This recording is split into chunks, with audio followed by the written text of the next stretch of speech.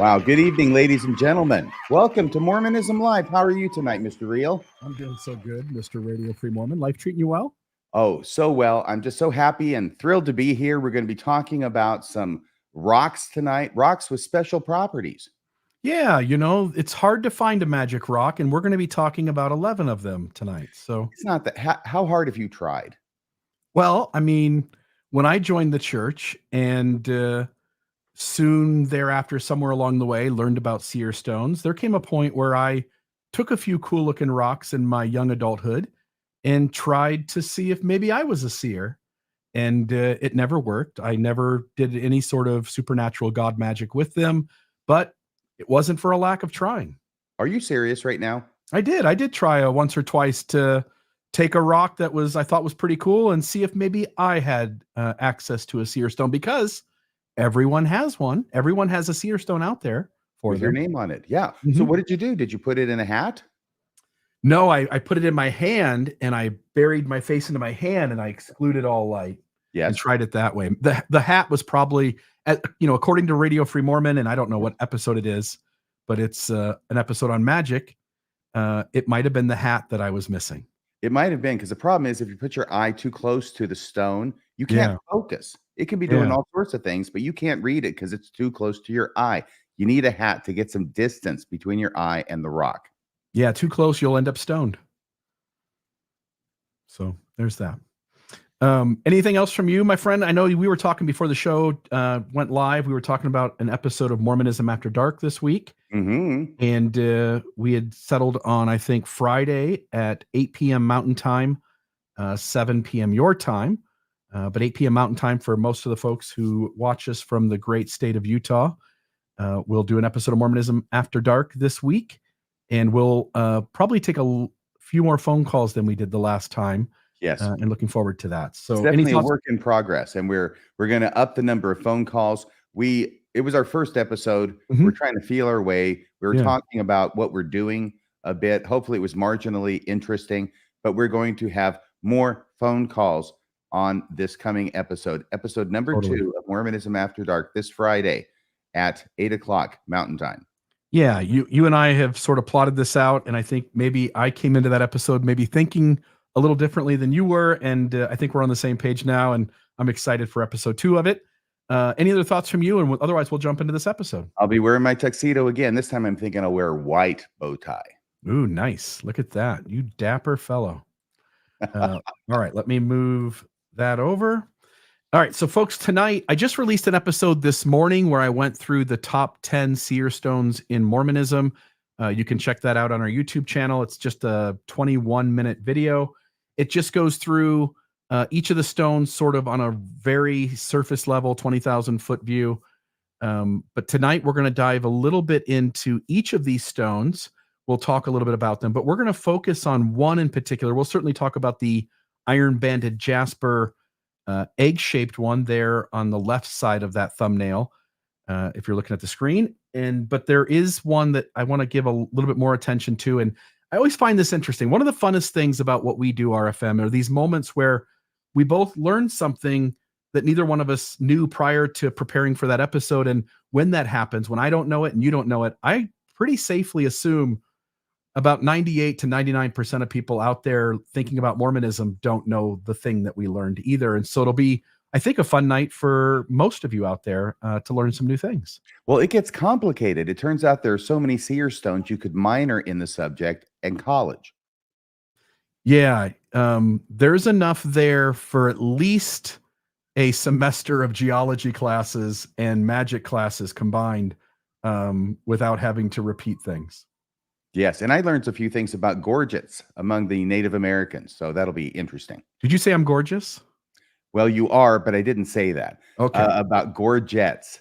Gorgets. All right. Well, we'll jump into it. We'll get to gorgets here. I think there's 2 of them on the screen right there, but I won't point them out to you right now. Sweet. So let's jump into it. So the first one we're going to talk about tonight is Sally Chase's green seer stone. The year that's given for this is 1819, though, and I should probably start off saying this, which is we have a certain narrative that we've all told each other. When Joseph Smith uses Sally Chase's green seer stone to find his first seer stone, when Joseph Smith and how Joseph Smith locates the iron banded jasper egg-shaped rock that is allegedly used to translate the Book of Mormon.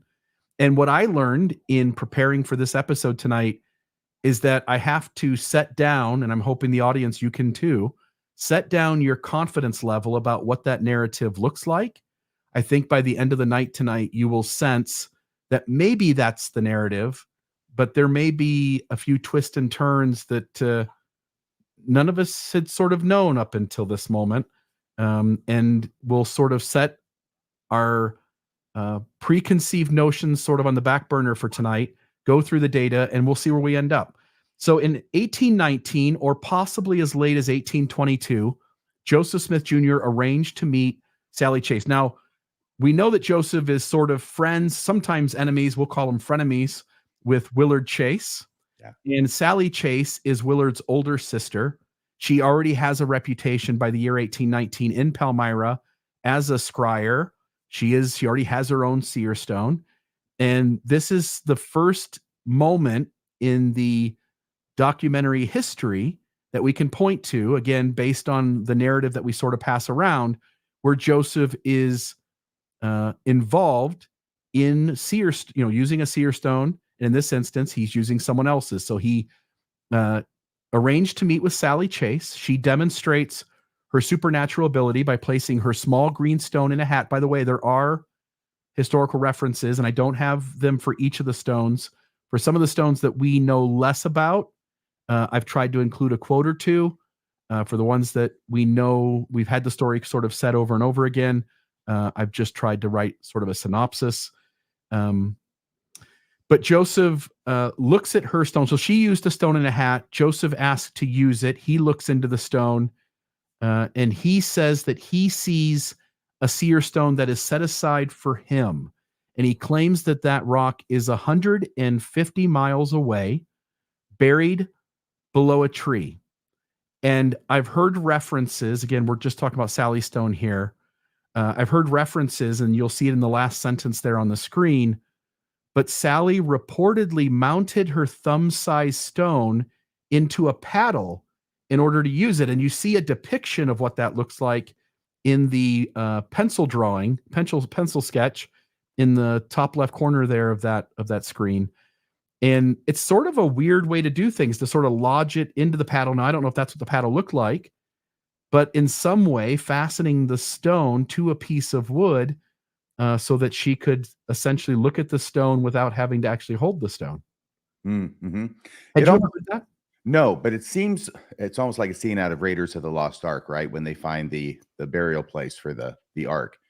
But that seems to make more sense to me with a stone that is translucent in some way, as opposed to a solid, opaque kind of stone. Like the banded jasper stone is opaque. There's nothing translucent to it at all. And that one, apparently, you put that in the hat. This one, if it's like an agate or something that has translucence to it, it's not completely clear at all. But we've all seen agates, right? And they're wonderful. They're colorful. They're beautiful. And you can see a little bit into them. And maybe if you get to a really good one, you could see through them, sort of, in some places. And I can see that paddle as being maybe designed to help use it in that way. Yeah. The rock on the screen, and I appreciate you saying that because it prompts me to then notify the audience. Some of the images tonight will be the actual seer stones themselves. Some of the images, we don't have any image of that rock, and hence I either created an AI rendition or I pulled something off the internet that sort of reminded me of what it might have looked like. In the instance of Sally Chase, this is not her green seer stone. We have no existing images of that or any real solid descriptions. The only thing I do remember that is in the historical documentation is that it was a green color and that it had sort of the appearance of glass. So when you say translucent, it certainly would have been that more than the rock you see on the screen. And so putting it into the paddle, like you say, would make sense. And so please, folks, I'll try to remember on each of these slides to inform you of whether that's the actual stone or not. But in this case, that's just a piece of nephrite, which I also find interesting since the name is so close to Nephite. And there are other reasons or places where the word Nephite might come from, but at least one possibility is that the rock nephrite, which I thought was at least worth mentioning. Okay. And it is actually spelled the same as Nephite, except with an additional R, right? It's Nephrite, right? Correct. Yep. So that is a piece of nephrite there. Okay. There's Sally Chase. So that's the first seer stone that we run into in Mormonism. Then we get this really cool thing. Again, Joseph uses Sally's seer stone in, again, the year we throw out is 1819, but it could have been possibly 1822. Joseph is told informed by the stone through some spiritual process that he has a seer stone waiting for him 150 miles away, buried below a tree. I've heard some references say 20 feet. I've heard other references say 30 feet that was dug for that. These are a couple of images. I'm trying to remember. Anthony Sweat is the artist for the bottom right of Joseph Smith about ready to pick up a white rock. And then I think the top one, if I'm not mistaken, is from maybe that Glass Looker book. And I think the bottom left one is for sure from the Glass Looker book. I forget the gentleman's name, but we had him on the podcast. He wrote a second book as well, by the way, folks, and very well done. Sort of a comic book, but that's not the right word. Graphic novel. Yeah. Hang on just a second. Keep going. Yep. And the interesting thing, I want to read this one because this I think is interesting. So in the neighborhood of Palmyra, the most notable seer was Sally Chase, who reportedly had a stone that allowed her to see hidden objects. Talks about how Joseph went to find it. Mark Elwood. Thank you very much. There's the second one right there. Perfect. Box looker. Yep. He knew that the white stone was his own seer stone. Practitioners of folk magic, such as Joseph Smith and his family, believe that there is a seer stone of this quality somewhere for everyone. When he dug the white stone up, it became Joseph's first seer stone and would have been used for Joseph's earliest treasure hunting days. Joseph then used the white seer stone. I'm going to skip that because I don't think that's actually accurate. There he finds the white stone right there. Look at it. Yeah. This is the first one, by the way. I said the second one, but it's the first one. Yep. And I want to note here, the very bottom, I think it's the last sentence, 2 sentences. Eyewitness accounts, and there's several of them. We'll get into these tonight. Eyewitness accounts state that this stone looked like a baby's foot, wider on one side than the other, about the size and shape of a baby's foot. The stone, and I'll actually skip that part and we'll move on here. I want to save that for the end. The egg-shaped brown stone. Now, this is the one we're all familiar with. What year was this put into the Ensign RFM? October 2015 issue of the Ensign magazine, the big photo op for this seer stone. So it is 2015 is the first time that the church sort of comes forward and says, oh yeah, it wasn't exactly the Nephite spectacles. There's a rock involved and we're going to begin to talk about it. And, the internet's been up for a while. Church historians have been actively engaged for decades and decades. But the church chose in 2015 to finally start telling us about these things. And so the gospel topic essays begin coming out, I think, in 2013. And in 2015, we get the seer stone. There are 3 quotes here. RFM, do you want to read the first one and the third one? And I'll take the middle one in between you reading those 2. Sure. Number 1. Now, this is from Emma Smith, excuse me. Now, the first that my husband translated was translated by use of the Urim and Thummim, and that was the part that Martin Harris lost. After that, he, my husband, used a small stone, not exactly black, but was rather a dark color. Yeah.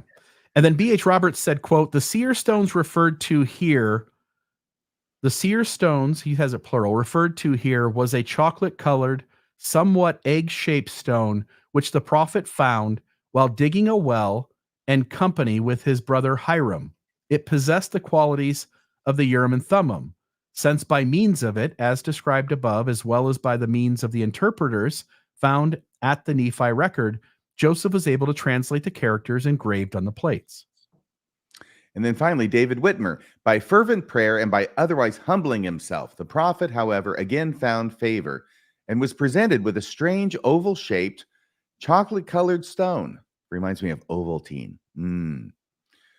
about the size of an egg, only more flat, which it was promised should serve the same purpose as the missing Urim and Thummim. The latter was a pair of transparent stones set in a bow-shaped frame and very much resembled a pair of spectacles. With this stone, all of the present Book of Mormon was translated. Yeah. And so there's David Whitmer telling us that, hey, maybe something else was used with the 116 pages, but it was this rock that the entire Book of Mormon that we have today was translated by. And that's sort of what most of us in Mormon history think. There's still some apologists because it's important to have the Nephite spectacles have some merit and usefulness. They were saved for that purpose. And so you'll still have some apologists who want the Nephite spectacles at least used in part alongside the Seer Stone. But I think most scholars of Mormon history go with the idea that it was this egg-shaped rock that that was the tool used to translate the entire Book of Mormon that we have today. So there's that. Okay, RFM, take us through what you're thinking here in regards to the brown egg. Oh my gosh, did I write that up there? I probably did. It should be October 2015. I put this year, 2024, but it's the October 2015 Ensign magazine. And that's where it makes its appearance. They pulled the rock out of the church vault where it has been residing all this time. And they knew it, but they were just being really quiet about it. But since everybody else was finding out about it by the internet, they decided to come clean and try and put their own spin on it so it wouldn't sound so kooky. And also to blame the artists for, drawing all the pictures the wrong way. Shame on those artists. Those rogue artists. Yes, that was the other point of the article. So if we got this, there's the picture of the stone that was in the safe and still is, I presume. And do you find it interesting that they set it on some sort of like burlap or something to take the picture? I don't know. I envision a professional photographer with lights here, lights there. It's like a total, portrait setup because this is a very important stone. We're going to take a picture of the stone. It's going to go into the Ensign. Everybody's going to see it. We want the stone to look as good as it possibly can. But I'm not sure that really helps. That's kind of bland, isn't it? Yeah, it is. Yeah. All right. So this is from the article in the 2015 October Ensign. According to Joseph Smith's history, he returned the Urim and Thummim or Nephite interpreters to the angel. But what became of the other seer stone or stones, hinting that they know that there are more than one used, or stones that Joseph used in translating the Book of Mormon?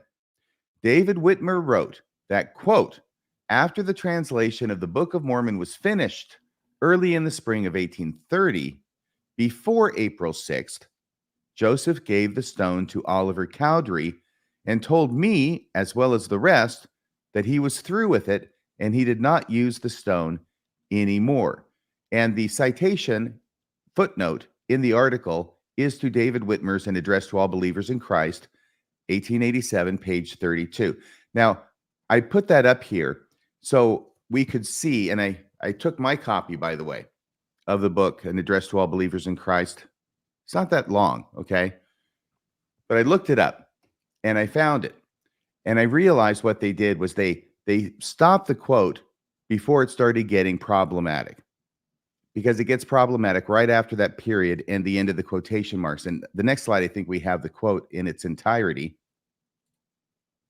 Yes, here's what it says. You'll realize the first part that's not highlighted is what we just read, what they quoted in the Ensign article. After the translation of the Book of Mormon was finished early in the spring of 1830, before April 6th, right? Joseph gave the stone to Oliver Cowdery and told me, as well as the rest, that he was through with it and he did not use the stone anymore. Period. End of quote. But now we go on here. Joseph said he was through the work that God had given him the gift to perform, except to preach the gospel.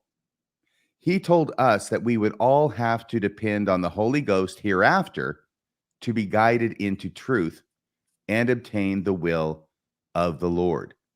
This is why he gives the stone to Oliver Cowdery. He's done with his translation. This was the work that he was commanded to do. And the Lord said, this is the only work that you're commanded to do and the only gift that you're given, and you should pretend to no other. And we see that revelation in the 1833 Book of Commandments. That should be the next slide. This plays into this, right? I think it's chapter 4, verse 2 in the Book of Commandments, where it says, and he has a gift, speaking of Joseph Smith, God speaking of Joseph Smith, and he has a gift to translate the book, and I have commanded him that he shall pretend to no other gift, for I will grant him no other gift. So this is all happening in this time period when that is the understanding. That's it for Joseph Smith. That is the extent of his prophetic calling. But by the time the Doctrine and Covenants was printed in 1835, 2 years later, section 5, verse 4, that same revelation has been changed to make it open-ended so that now Joseph Smith can continue to do other things, in addition to translating the Book of Mormon. And that revelation says, and you have a gift to translate the plates. And this is the first gift that I bestowed upon you. And I have commanded that you should pretend to no other gift until my purpose is fulfilled in this. For I will grant unto you no other gift until it is finished. So I think we can understand why it is that the people who wrote that Ensign article, and there were 3 people who wrote it, and I can't remember exactly who they were, but they're historians for the church, why they edited that particular statement from Martin Harris the way they did. And unfortunately, it's just another in a long list of classic examples of how it is that the church edits history in order to give a false impression because they don't want you to know the rest of the story, which is not so faith promoting. It's like Joseph's telling the people in front of him, hey, everybody, I'm done. Not going to be doing anything else. My work is finished here. Huh? What? Oh, I'm sorry. I'm not finished yet. I have more work to do. Yeah. So, yeah, it's sort of like that. Yeah, God's full of surprises that way. Yeah, he is. And then I just want to note here, we want to keep in our mind this idea that in 1830, as the Book of Mormon is being published, either, I think Whitmer said just before the organization of the church on April 6th, but in 1830, because the book I think was published in 1829, right? So he finishes the translation. It was published in March of 1830. Okay. The month before the organization of the church. Sweet. And Whitmer says that before the organization of the church, Joseph Smith takes that egg stone, says he's done using it, does not need it anymore, and he gives it to Oliver Cowdery. So from the organization of the church forward, the egg stone is not part of, anytime Joseph Smith says he's using a seer stone or others report him using one, it can't be the egg stone from that point forward. And that will play out in a few of the statements that we have going. Yeah, if Oliver doesn't give it back. And I wonder, why is it that, why would Joseph Smith give the stone after he's done using it? He doesn't need it anymore to Oliver Cowdery. Is this like a memento of our time together? Or is this like sort of a dig of, here's my seer stone. Maybe if you'd had one of these, you actually could have translated when you got the chance. Yeah. Instead of just using that dowsing rod, right? Yeah. The fact that he gives the stone away also adds merit to what Whitmer says and what the D&C or the Book of Commandments said originally, which is that his work is finished. He doesn't need the rock anymore. Right. And I just want to note that it's very early on, this moment in church history in August of 1830. So just a few months later, Hiram Page discovers a black seer stone and starts receiving revelations on his own. And Joseph, sensing that whatever Hiram Page is producing is at least convincing a segment of the saints. It looks, Oliver Cowdery. Yeah. It looks genuine. Yes. And so Joseph has said he's done. He's given away a seer stone, and only a few months later, someone else has found a seer stone, and they're producing something comparable to an authentic revelation that would be the same sort of quality and convincing nature of what Smith produced. And what Joseph does here is he claims that, yes, that's a real seer stone, but it's Satan who's working behind the scenes to give these revelations.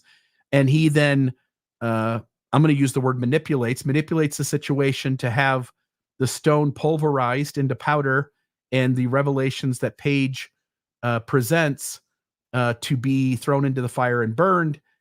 And then Joseph immediately comes out and says sort of this teaching that there's only one at a time. And I'm the guy, I'm the mouthpiece of God. And nobody else is here to do it. So it's only a few months later, after saying he's done doing this work, does he have to sort of reverse course and make sure that nobody else takes up the mantle now that he stepped aside. So now he has to step back into the role of prophet. So there's that. And seer. Yeah. And revelator. Yes. Well, the seer part being really associated with the seer stone. You have to have the stone to be a seer. At least those are the rules of the game as enunciated by God through Joseph Smith. I imagine a seer sees around corners even better. He sees things that are lost. Yes. And sees around corners. Exactly. Okay. The next one we run into is the Belcher Seer Stone. Oh, let me go. Maybe just make sure I got all these in terms of. All right. So that is the actual rock. The picture I put on the screen for that. We've all seen that one. We all know that. So this next one is the Belcher Seer Stone. That is, far as I know, that's a real image of that stone. There's another image that you sent me today, and I'd seen it before, where this same rock it's a black and white picture, but that same rock is sitting on a book. This rock is said to be green, although with the way the light is on it, it looks more yellow to me. But my understanding is that it actually is, if you were to see it, it's actually more of a green cast than a yellow cast. Do you want to read this one, RFM? Yeah, and I'll say this is an interesting stone because it has a concavity in it. And the idea, I believe, is you put your eye up to the concavity so you can see what's going on and things are manifest to you through that. It's almost like it's a stone that doesn't need to be put in a hat because it sort of has its own hat built in, if you know what I mean. Mm-hmm. So what it says here is green seer stone owned by Utah pioneer Philo Dibble matches description of stone given to Joseph Smith by Jack Belcher in Pennsylvania in approximately 1825. After his assassination in 1844, this stone was acquired by Philo Dibble, who later exhibited the stone, death masks, and other historical objects on lecture tours which he conducted in Utah Territory.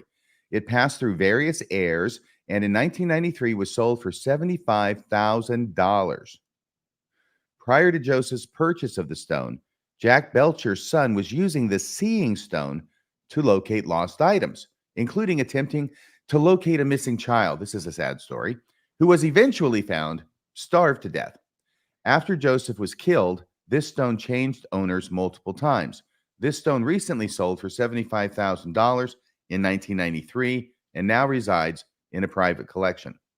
It sort of reminds me of the story you've said on here before and made a joke about, which is like a pilot, his plane catches on fire, it crashes to the ground.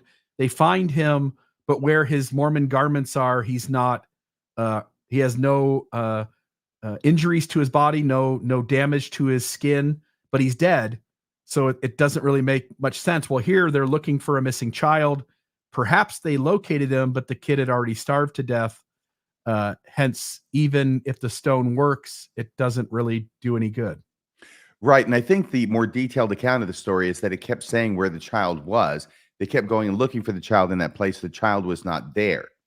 So the understanding came to be associated with it by believers that the child was moving. And the stone told them where the child was. By the time they got there, the kid had moved on. And this happened several times. Of course, it's also consistent with the kid just was never there at all. Yeah. Finally, they found the kid, and the kid is dead by that point. So what this reminds me of is Gardy Marty and Tim Ballard using a psychic to look for this boy, and the boy is never where it is that the psychic says he is. And the excuse is given, well, he was moved. And Richard made the same connection. Was the child named Gardy? Yeah. Gardy Marty. There you go. All right. So there's that. This again, this is, as far as I know, an authentic picture of that seer stone. I thought this was interesting too, in that I think Joseph, prior to Joseph's purchase of the stone, so Joseph had taught the theology that there's a seer stone for everyone. He already has two of them, gave one of them away. And yet for some reason, when he gets word that this is a real seer stone and it works, he reaches out to the Belcher family and purchases this from Jack Belcher. And so while Joseph says out of one side of his mouth that there's a seer stone for everyone, he also on the other side of his mouth seems interested in procuring lots of seer stones that have the allegation of working. Yeah, there's this sort of conflicting theory or philosophy, one of which is everybody is a seer stone, and it's up to you to find your seer stone that has this affinity with you, that works with you, that somehow vibes with your aura or something, and you can see things in it. And that's going to be a different stone for each person. You just got to find the match. But then on the other hand, if that's the case, why is he going to somebody else who claims to have a seer stone that works for them, i.e. this Belcher fellow, and then purchasing it when that's seems to be a different way of looking at it than the first way? Yeah, not only is he adding more seer stones to his collection when he only needs the one that's for him, but he also takes a seer stone away from someone else that was possibly working for them. Yes. Well, he likes seer stones. This is the frontier. They don't have a lot of stuff to work with. And so basically what they end up using for divine or supernatural communications is rocks and sticks. Yeah, and before the show started, you said something else to me too. Oh, yeah. I said a seer stone is a poor man's crystal ball. Yeah, and it's true because a crystal ball is going to cost you some money. You're going to have to order it out of a catalog, the JCPenney catalog or something. Of course, I'm joking, 1830s. But sticks and rocks are everywhere. Yeah, they're free. And they don't cost anything. That's right. Okay, so there's that one. The rocks belong to everyone. The best things in life are free. So here is the document. I think the next screen will actually have the text of that. I just want to make sure of this. J.B. Buck narrates the following. That's Buck with a B. Yes. A little boy drawing salt, Belcher. That looks like it's on Belcher. So let's read this. Joe Smith was here lumbering soon after my marriage, which was in 1818, some years before he took to peeping and before diggings were commenced under his direction. These were ideas he gained later. The stone which he afterwards used was then in the possession of Jack Belcher of Gibson, who obtained it while at Salina, New York, engaged in drawing salt. Belcher bought it because it was said to be a seeing stone. I have often seen it. It was a green stone with brown irregular spots on it. I'm going to go back here and just take a look. Yep. See, look at those spots. It was a little longer than a goose's egg and about the same thickness. When he brought it home and covered it with a hat, again, here's another person using a hat with it. Belcher's little boy was the first one to look into the hat.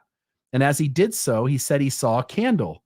The second time he looked in, he exclaimed, "I found my hatchet. It's been lost 2 years," and immediately ran for it to the spot shown him through the stone, and it was there. The boy was soon beset by neighbors far and near to reveal to them hidden things, and he succeeded marvelously. Even the wanderings of a lost child were traced by him, the distracted parents coming to him 3 times for directions, and in each case finding signs that the child had been in the places he had designated, but at last it was found starved to death.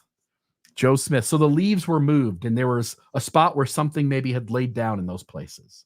Or some sort of sign. Or somebody imagined that was the case because the rock can't be wrong. Right. That's impossible. Joe Smith, conceiving the idea of making a fortune through a similar process of seeing, bought the stone off Belcher, which, see, that doesn't make sense to me because he's already got 2 rocks, even though he's given one away. He still has the other. And we'll see that later, by the way, that he still has it.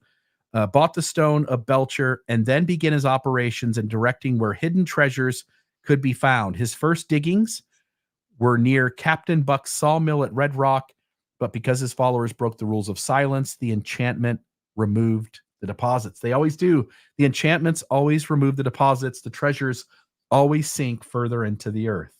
You know, I've got to tell you that as I'm reading this, about the second time he looked, this boy into the stone in the hat, he exclaimed, "I found my hatchet. It had been lost 2 years," and immediately ran for it to the spot shown him. The spot shown him through the stone, and it was there. And I can't help but thinking about how Joseph Smith says that when Moroni showed up in his bedroom, that he gave him a vision of the spot where the plates were buried that was so clear that he knew immediately exactly where that spot was and was able to locate it. Yeah, and combined with the use of the hat in Belcher's story, you can see that these sort of themes run rampant through the pioneer folk magic of the backwoods of New York in the 1830s. It does make me wonder whether Joseph Smith did use his seer stone in order to find the location of the plates. Yeah. Yep. Very much. There's a lot of overlap there. Okay, this is called the Peate stone, or the sandy colored seer stone. This is also the black and white image. Is that peyote? Peyote. Maybe I'm pronouncing it wrong. Sorry. I'm not sure. Yeah, I always say peyote, but that's okay. I don't know. You're probably right. All right. So this black and white image is the image of the actual seer stone, as far as I know. They said it was again, I'll say peyote stone. The very bottom green thing is something that's called a peyote stone. And so you can sort of see the similarities, not exactly identical, but that's the reason it sort of has that name. Joseph Smith owned a sandy colored seer stone, also known as the bitumen seer stone, which is photographed above. Of course, I don't have the photograph above. I've got it to the side. After Joseph's death, Emma Smith passed this stone to her second husband, Louis Bitumen. By the way, she's dead, so she didn't pass it on. Louis Bitumen inherited it, or it's in the house and he takes it. Joseph apparently had two of these stones that are about the size of a quarter. The seer stone can currently be found in the Wilford C. Wood Museum. By the way, I don't know if that's still open, but I'm really interested in going there. That sounds like there's a lot of cool artifacts there. And so sometime, I think in the next year or so, I want to make a trip there. But Joseph Smith found this stone, possibly in its rough, unshaped form, along the Mississippi River between 1839 and 1844. And we'll get to more on that story later. After Joseph's death, the stone was kept by Emma Smith and inherited by her second husband, Louis Bitumen. It eventually made its way to the Wilford Wood Museum in Woods Cross, Utah. It is the size of a U.S. $quarter. It is the most intricate of those attributed to Smith. It has a hole through the center, surrounded by 8 smaller indentations with tooled ridges around the edge. This is probably one of the two stones. Again, we're saying this twice, but this is probably one of the two stones that Brigham Young referred to that was found during the Nauvoo period. And so we'll get to that here in a moment. By the way, you were correct. Peyote. Okay. Sweet. You want to read this one? Sure. The mud seer stone. By the way, is it called peyote because of what is hypothesized to have been put in those holes and then lit and then inhaled? Yeah, I don't know that, but peyote, for folks who don't know, is a conscious altering drug that many Native American tribes utilize in various rituals where they are wanting to alter each other's consciousness. So yeah, but I don't know how these things were used. I don't know that offhand. I didn't do any research in that direction. Okay, great. Let's go ahead. I think the Wilford Wood Museum is still up and running. I tried to check. It said temporarily closed, but I'm not sure what that means. So, but the mud seer stone, once again, a picture of something that is not actually the mud seer stone. This is not it. Joseph Smith owned a seer stone that appeared to have been fashioned from mud. An artistic depiction of this stone is shown. Joseph had several seer stones, and unfortunately, very little is known about this stone. The only information about this stone comes from eyewitness recollections of handling this stone within the vaults of the LDS Church in Utah. There are no photographs of this stone available. This stone apparently had a handle for carrying and was man-made from some kind of clay. The finger impressions are still visible where the person creating it would have squished the clay together between their hands. It is also reportedly a large seer stone about the size of a softball. Yeah. So I want folks to just note the church has this seer stone, and we'll show a reference to that later. But the church released images of the egg-shaped stone in 2015. And as we'll begin to see here as we get towards the back end of the episode, the church still has a few things, probably has lots of things, but at least in terms of this topic, has a few things that it has chosen up until the present moment to say essentially nothing about, with one exception. And we'll get to that. So, and the church has the Belcher stone too, don't they? No, I think the Belcher stone now resides in a private collection. Oh, okay. Okay. At least as of at least as of the write-up that I copied and pasted from. Dan, I know you're in the chat. If you happen to know the answer to if the Belcher stone is still in a private collection, that would be helpful, I think.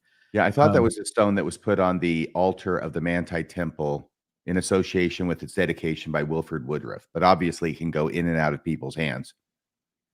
Yeah.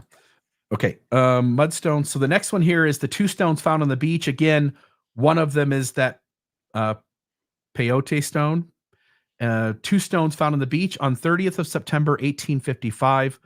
Thomas Bullock recorded that Brigham Young also spoke of 2 that were found on the beach in Nauvoo. By the way, again, this is just an image off of Google Images, just 2 rocks in the sand. This has nothing to do with the actual rocks we're talking about. Oliver sent me Joseph's first seer stone.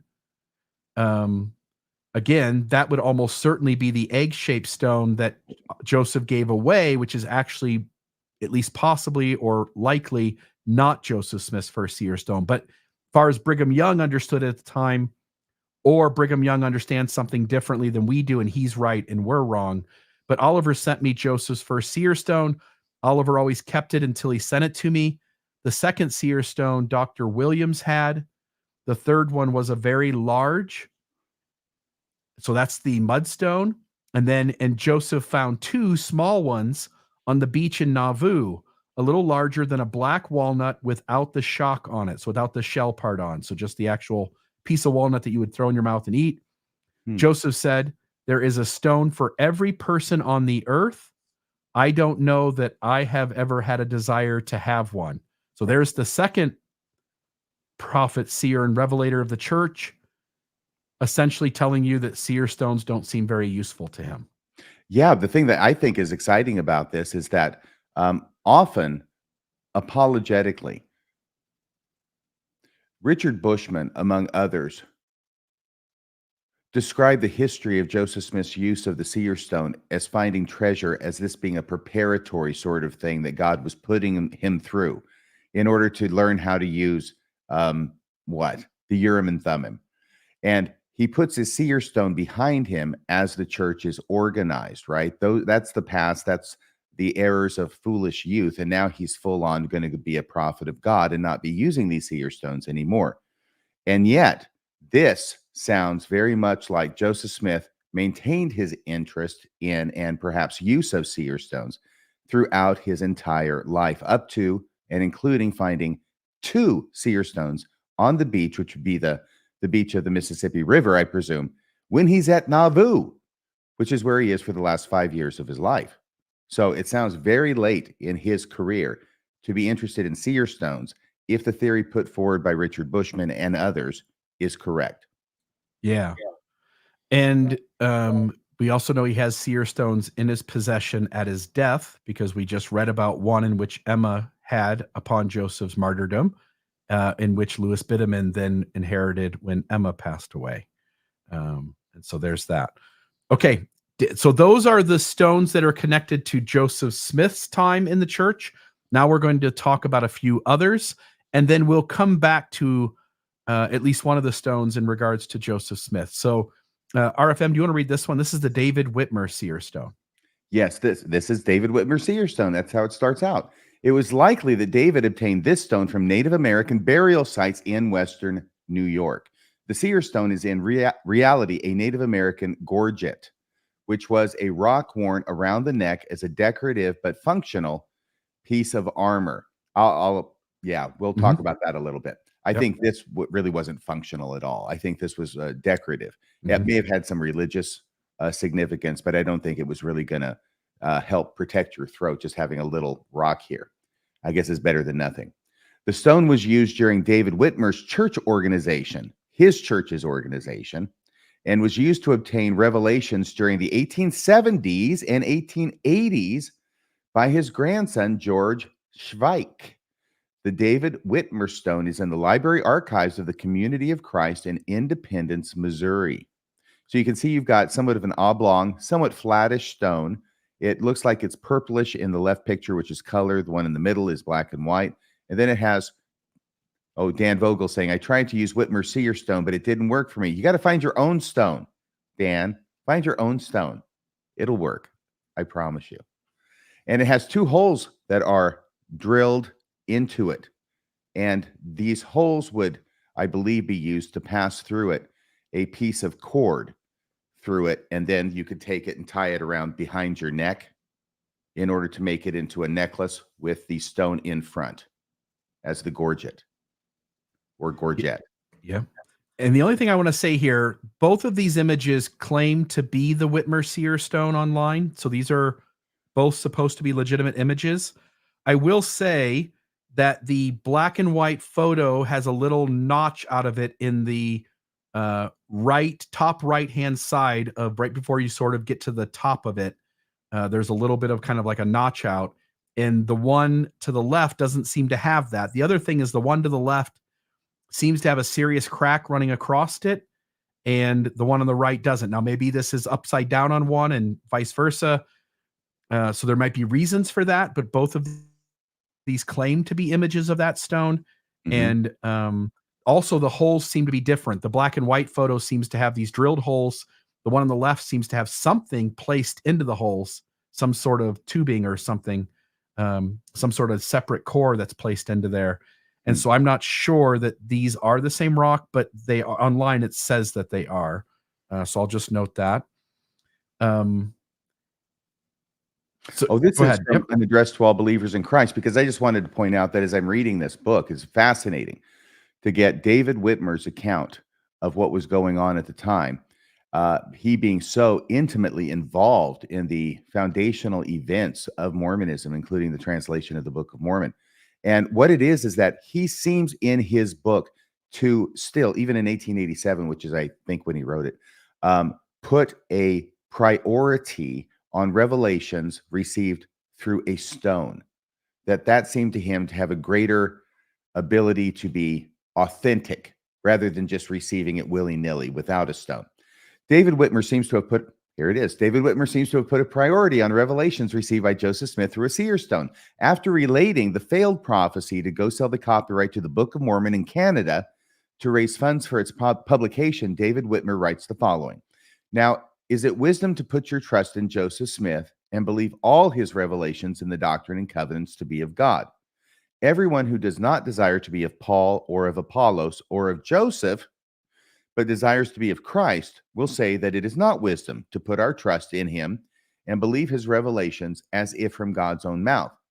I will say here that I could tell you other false revelations that came through Brother Joseph as mouthpiece. And then he puts in parentheses, not through the stone, but this will suffice.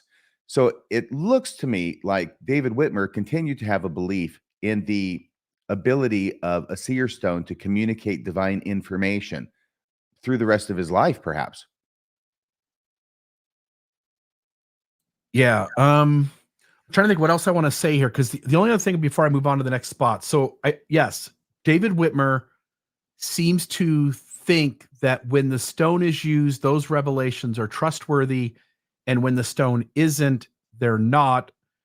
And then as you were reading that, you had mentioned earlier that when Joseph gave his egg stone, the iron banded jasper rock, to Oliver Cowdery, and you had raised the idea that, well, maybe Oliver Cowdery gave it back to Joseph Smith. But what that would require then is that Joseph then gave it back to Oliver again, because the Brigham Young quote from here says, Oliver sent me Joseph's first seer stone. So it seems most likely that when Joseph Smith gave his iron banded jasper rock to Oliver Cowdery, he never had it again. Good point. Yeah, no worries. I just wanted to make sure that folks sort of made that connection. I do want to say that the irony here in David Whitmer's putting a priority on revelations coming through the stone is that he's just talked about the failed prophecy of getting the copyright to the Book of Mormon in Canada sold. That revelation was received through a seer stone as well. And failed. Right. Yeah. So there's a failed prophecy of Joseph Smith received through the seer stone. Mm-hmm. Yep. According to David Whitmer, one of the three witnesses. Yep. Perfect. And then we've got the Jacob Whitmer seer stone. Jacob Whitmer, one of the 8 witnesses of the Book of Mormon, owned the stone pictured here. It says above, but again, it's off to the side. Jacob likely obtained this stone from a Native American burial site in Western New York. So, David and Jacob are brothers, correct? I believe so. Yeah. So David and Jacob both have gorgets. You pronounced it right? I think so. Yeah. Okay. So they both have gorgets, which seems like they potentially got them around the same time from the same sort of place. But Native American burial site in Western New York, as this stone is a Native American trapezoidal gorget. Say that 3 times fast. And well, I won't even try. A rock worn around the neck as a decorative and functional piece of armor. Actually, I wished it would have said jewelry, but that's what it said. So decorative or functional piece of jewelry, I think is a better word. This stone was used both by Jacob Whitmer in the 1830s and his son John C. Whitmer in the 1880s for the Whitmer Church, the Church of Christ. The stone stayed in the Whitmer family for a time, but is now owned by a private collector. Who is this private collector? I know. Somebody with quite a lot of rocks. Yeah. What's the guy's name that has the Hoffman Seer Stone now? And he works with Glenn Beck to procure items. So there are wealthy Mormons out there who, and we dealt with this from time to time in the pawn shop, that there would be middlemen who were paid to do the negotiating and to work out getting collectible Mormon artifacts. And so we would see people in our pawn shop because we had a museum case and we had tons of collectible items, Kirtland Safety Society notes, first edition of the Book of Mormon at one time, second edition of the Book of Mormon, various things like that. And so folks would come in on behalf of others that were sort of anonymous or secretive collectors who did not want to be the face of that effort to procure those things. So there are private collectors out there. Yeah, if memory serves, that was going on with Mark Hoffman toward the end of his career, which is where the church he had represented, that he had located the McClellan collection, I believe it was, somewhere in Texas. And some owner has it there. He's not going to give the name because it doesn't even exist, but he's saying it does, right? So what the church is doing is they're not buying it, okay? What they did was they contacted a wealthy Mormon. Did he live in Canada? Regardless of where he lived. And he was going to be the money man. And he was the one who was going to purchase it and then give it to the church. So same kind of thing going on back in the 1980s. Vogel says he couldn't get this one to work either. So you have to have your eyes really close together on that one. I'm beginning to think that maybe faith is Dan Vogel's problem. Yeah, you got to have faith to make it work, Dan. Come on, Dan. Frightening. All right. So that one's in a private collector's hands as well. Now, RFM, run us through maybe a little more information on these gorgets. Or the gorgets. Gorgets, sorry. That's okay. The gorgets. And I tried to look this up to hopefully pronounce it correctly, unlike the peyote. But the gorget, okay, and that starts as armor. By the way, there are 2 different lines of the development of the gorget. And apparently the Native Americans had their own, which was completely independent of the gorgets developed in Europe during the Middle Ages, which was a piece of armor. You've got armor all over your body, as much as you can get when you go into battle, because things are being swung at you with sharp edges. So you've got the helmet, you've got all this stuff, the cuirass for the chest, but here for the neck is a special piece of armor, which is called the gorget. And the reason it's called the gorget is because it goes over the gorge, right? You ever hear about that makes my gorge rise? I'm going to be sick. Okay. Well, anyway, so the gorget. And what happened over there in Europe is that over time, the gorget became less and less functional because the methods of warfare changed over time, from swinging swords to shooting guns. But they didn't get rid of it completely. Instead, it got smaller and smaller until it hung around the neck, and it was just it wasn't really functional as a piece of armor, but it was harking back to the original gorget. It's still called a gorget, just much smaller. We have pictures of them here in a second. Actually, we can probably flip to those on the next one. Do we have that on the next slide? Yeah, so up there in the upper left, that's a real gorget.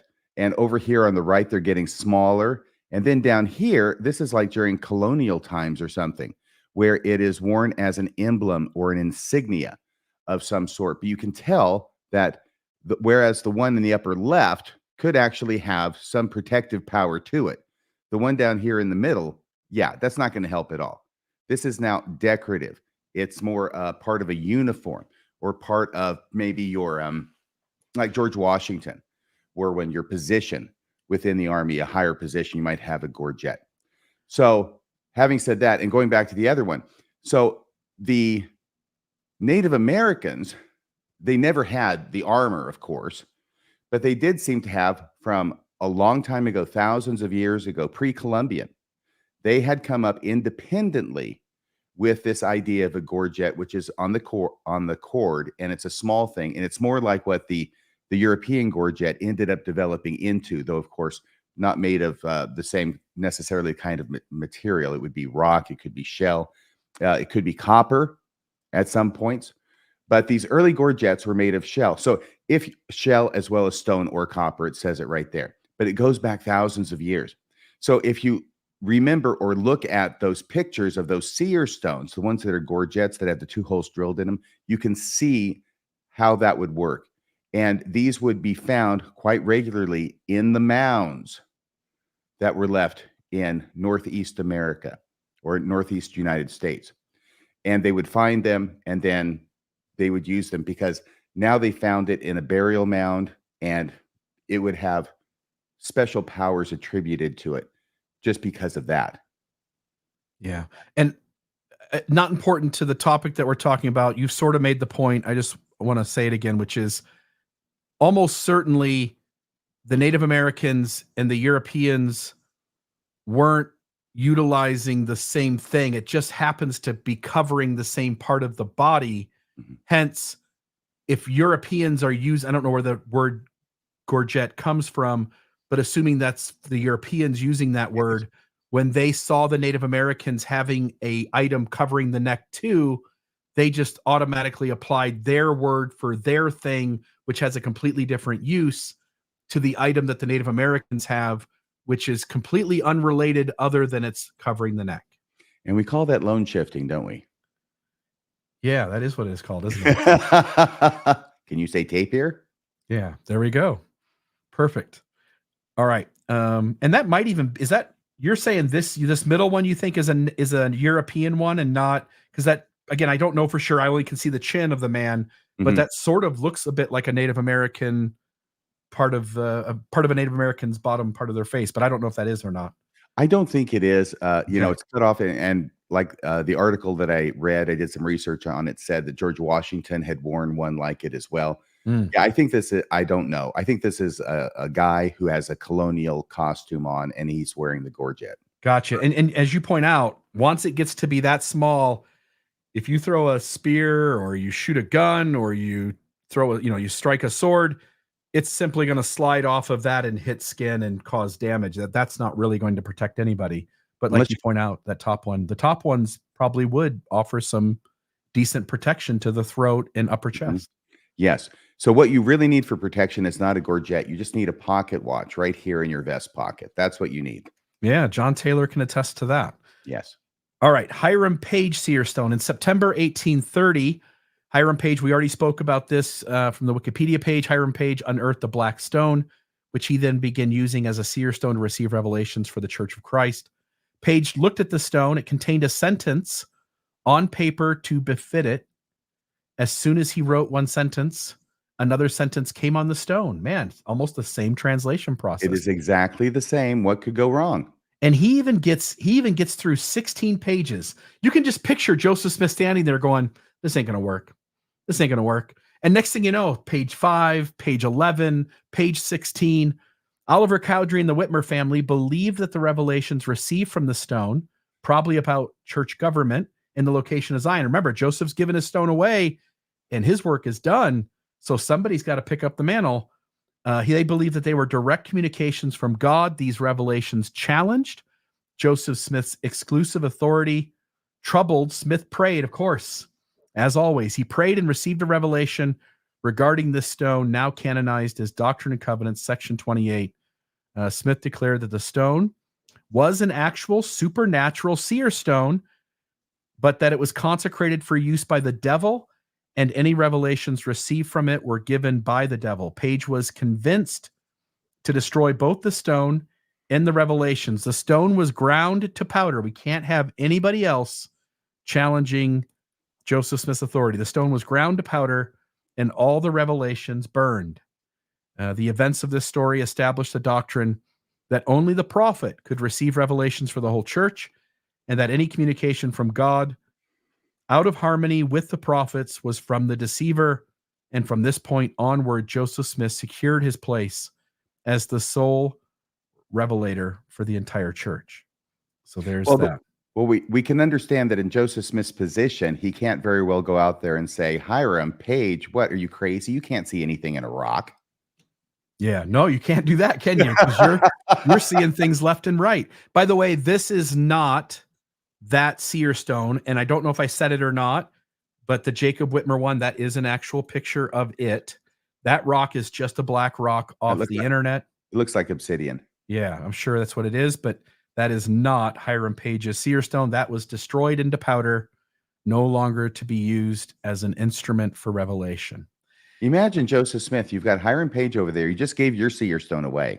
And here comes Hiram Page, and he's receiving revelations, 16 pages, and he's got Oliver Cowdery believing in these revelations. He's got the Whitmers believing in these revelations. He's got basically the most important people, the most stalwart people in the church believing him, Hiram Page. So this is really a crisis for Joseph Smith. And this is the way he responds to it. Yeah, and the name I was trying to think of earlier was Reed Moon.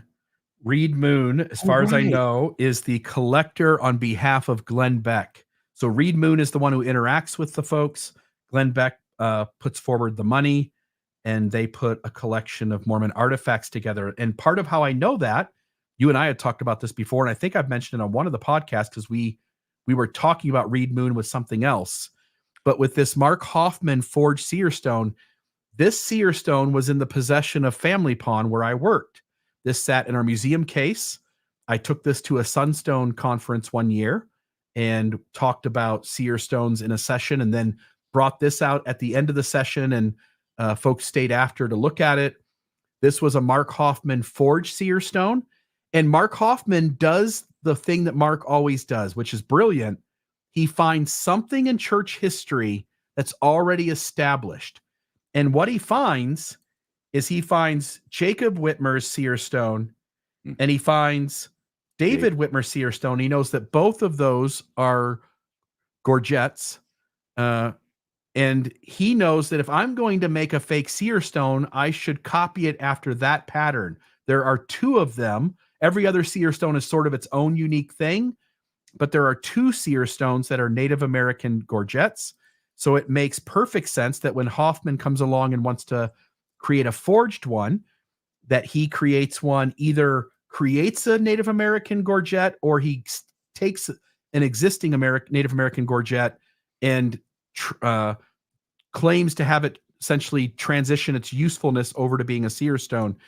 And this is the box we had it in at Family Pawn. That's the stone. This is the provenance. This is Mark Hoffman's handwriting on top. And what that says is what it says right to the left there. It starts off with saying, Henry Wild, John Wild, stone through which father could see the complexion and gender of all his children. Mark does that handwriting in someone else's handwriting. It's him doing it, but it's not his handwriting style. So it's as if that was written down by someone else.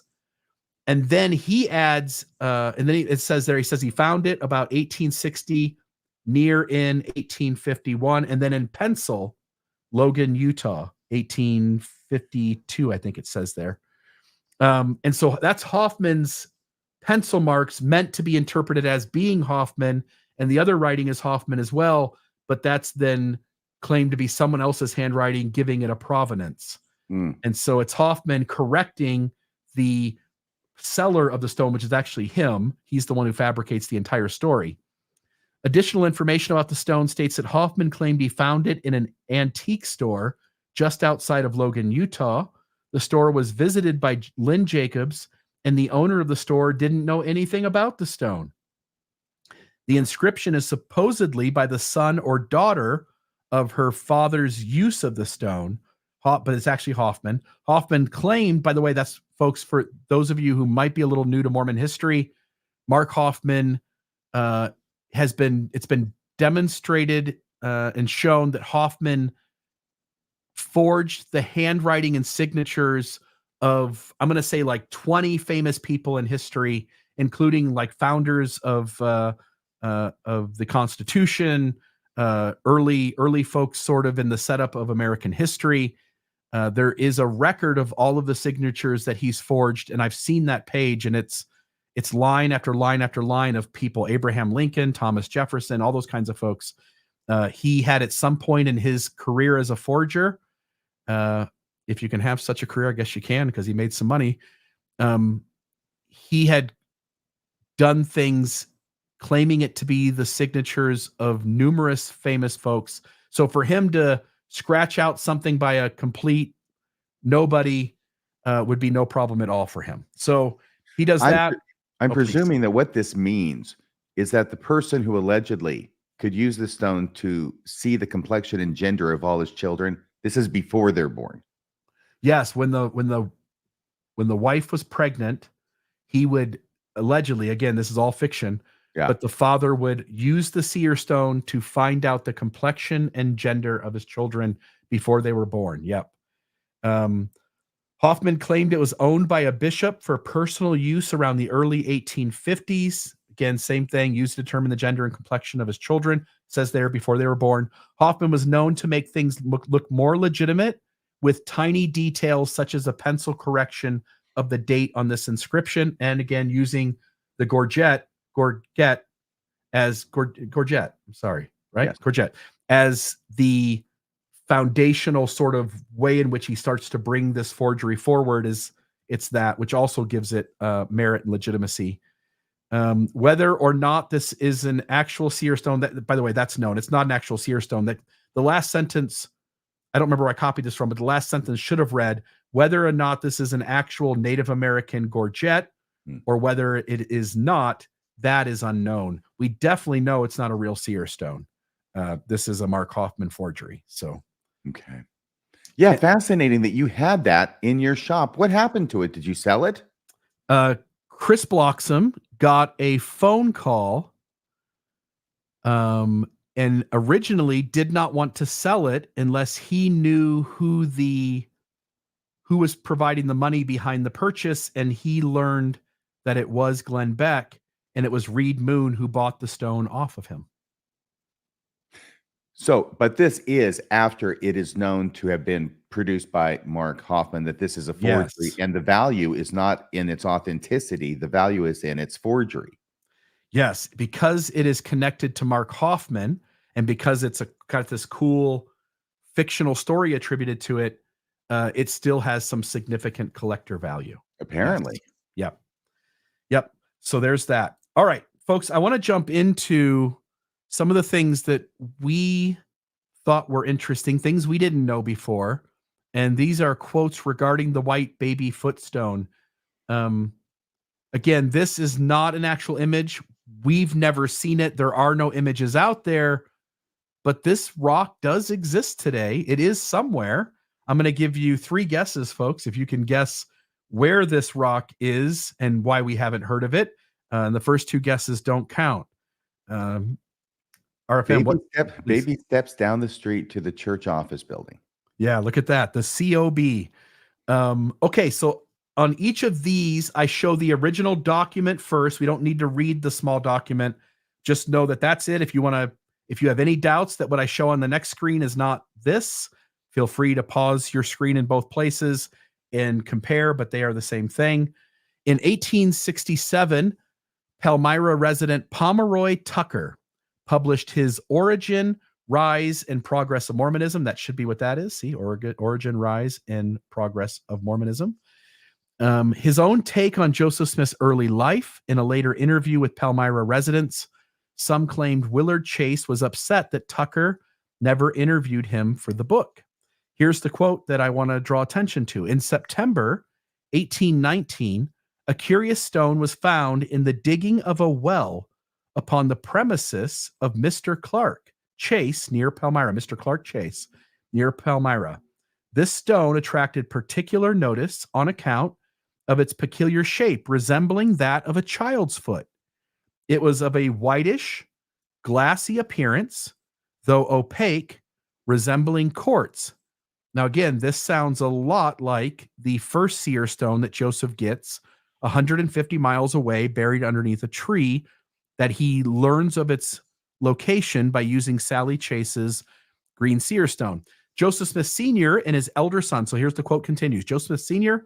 and his elder sons, Alvin and Hiram, did the chief labor of this well digging, and Joseph Jr., who had been a frequenter in the progress of the work, as an idle looker-on and lounger, manifested a special fancy for this geological curiosity, and he carried it home with him, though this act of plunder was against the strenuous protestations of Mr. Chase's children, who claimed to be its rightful owners. And I just want to note here on the onset, the details start to get confusing.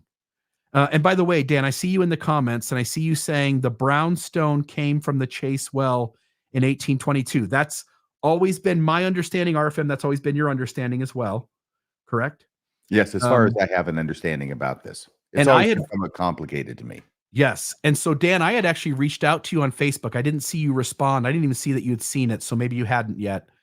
I reached out to you on Facebook, and I notified you what our topic was tonight, and that we were going to share some quotes that I think originate from this thing with Pomeroy Tucker, and we'll see the other quotes here going forward. They sort of muddy the narrative a little bit on what year the iron-banded jasper or the white babyfoot rock are located, where those two things happen, whether it's on the Chase property or whether it's dug below the tree, and whether the iron-banded jasper egg rock or whether this white babyfoot rock were used to translate the Book of Mormon.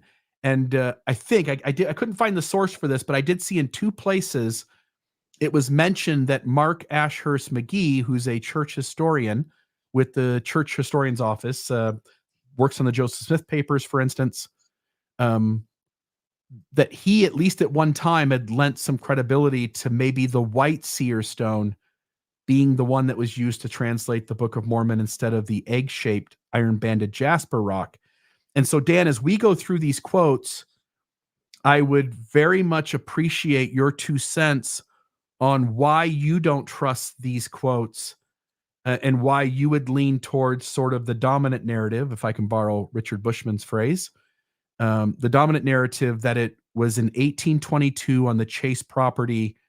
Joseph and Willard were digging a well. Willard's down in the bottom there digging, finds the egg-shaped rock, throws it up to Joseph.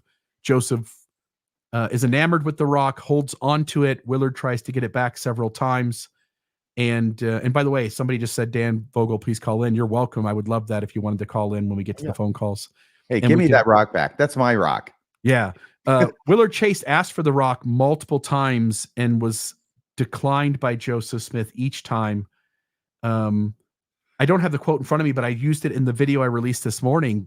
Joseph Smith is actually on the record saying something like, I don't care if that's your rock or not, you're never going to see it. Something like that.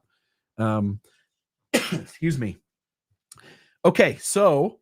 And you're never going to see with it. No. So in September 1819, so here he's got the year of when Joseph uses Sally Chase's green rock. In September of 1819, a curious stone was found in the digging of a well upon the premises of Mr. Clark Chase.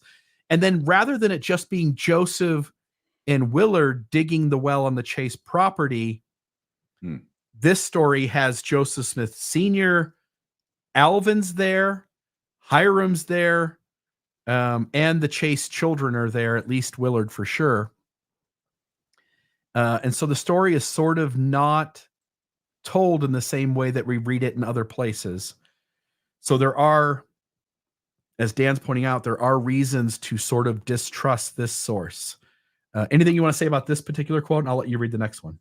Just, I can understand why it is that Joseph Smith would be enamored, especially with a white stone, because it would likely remind him of Revelation chapter 2, verse 17, which ends up becoming significant in Mormonism.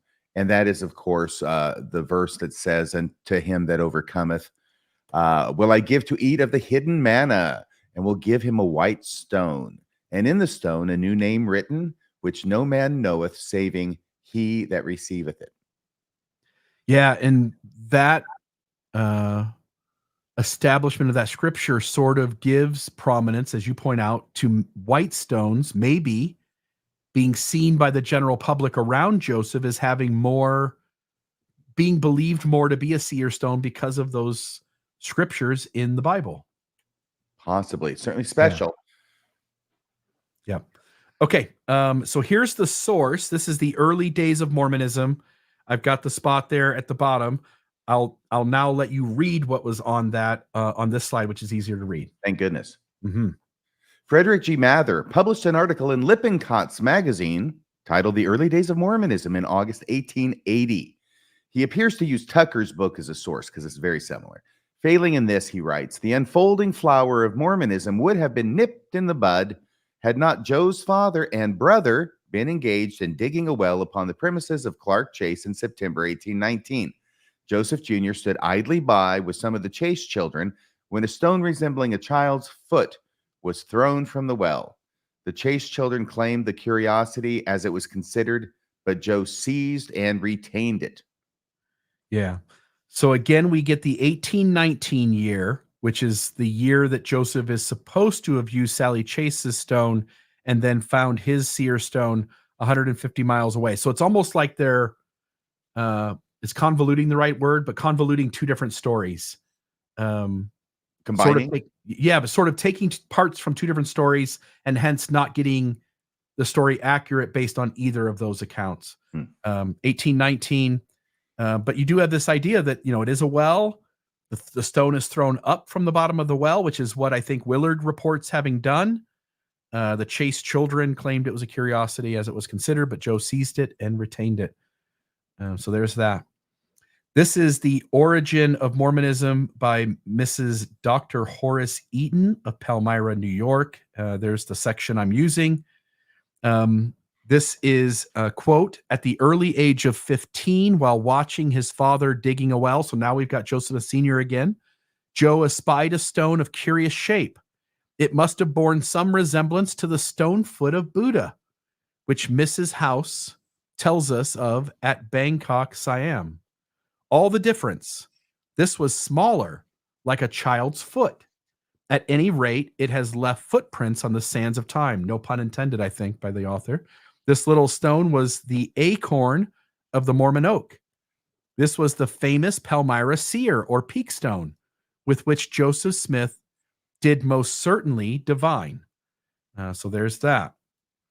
And then this is a public discussion of the issues between the reorganized church and the Church of Christ, the Disciples, held in Kirtland, Ohio, beginning February 12th, closing March 8th of 1884. There's the sample of the piece that we're going to read from.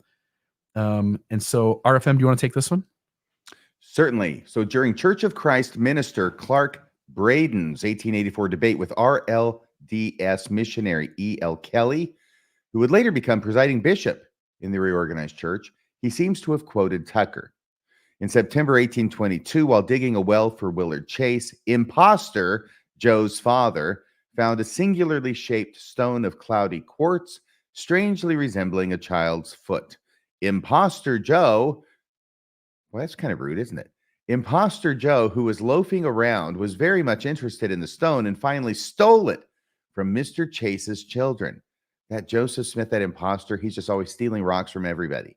This stone is the Urim and Thummim of Mormonism.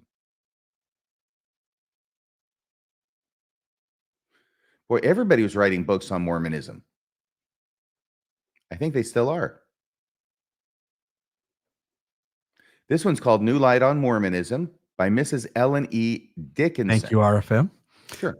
Yep. New Light on Mormonism, Miss Ellen Dickinson. And so there's the piece there. I'm going to switch to the next slide. In 1885 tells us not only of digging a well, but also of it actually being in their family for generations. Very early, Mrs. Smith instructed her son, Joseph, to set up a claim for miraculous powers, which he willingly adopted. While he was watching the digging of a well or himself digging it, he found or pretended to find a oh my goodness, peculiarly shaped stone that, I should have said that, huh? That resembled a child's foot in its outlines. It has been said that this little stone, afterward known as the Peake Stone and the Palmyra Seer Stone, has been in the possession of Mrs. Smith's family for generations. That's new, right? That's a new piece of information. Oh, yeah. And that she merely presented it to Joseph when he was old enough to work miracles with it. Son, you're 12 years old. It's time for you to enter the world of the seers and the treasure diggers. So, it's almost like this rite of passage kind of thing. Yes. That she merely presented it to Joseph when he was old enough to work miracles with it, and that he hid it in the earth to find it again when it was convenient on the Chase's property. As has been written, the Seer Stone was the acorn of the Mormon oak. And well, how frustrating to plant a stone that's been in your family for generations, only to have the people who own the property that you've planted the stone in the bottom of the well that's being dug there say, hey, that's my stone. Right. That's a lot of work to go through on somebody else's property. Yes. And by the way, I've got to say, I just point out that this seems obviously highly speculative and a lot of creative writing going on about Mrs. Smith, Joseph's mother, instructing her son to set up a claim and all this kind of stuff. I think these details are meant to give verisimilitude at the same time as making it sound as damning as possible. Yeah, and each of these quotes seem in some way to be connected to that original Pomeroy Tucker quote. In other words, Pomeroy Tucker writes down something, according to Dan Vogel, and I think most historians, it is seen as not having merit. It seems to be the historical documentary history that we would want to sort of ignore, because other pieces of documentary history seem to back up a more coherent story that contradicts this one, and that all of these stories after that quote are sort of outgrowths of it. All of these folks that are writing seem to be originally looking to Pomeroy Tucker, and that's where they're sort of developing their perspective from. So they're simply repeating bad information. Okay, and then we have Lorenzo Saunders' interview. And so I've got the part there. He was one of the money diggers, wasn't he? He was one of the money diggers, I believe. Yes. And so here is that made big. RFM, if you want to read this one. After the debate, E.L. Kelly went to Palmyra and interviewed Lorenzo Saunders. Willard Chase claimed his sister Sally had a peepstone. The Lord bless you. I have seen her peepstone 100 times.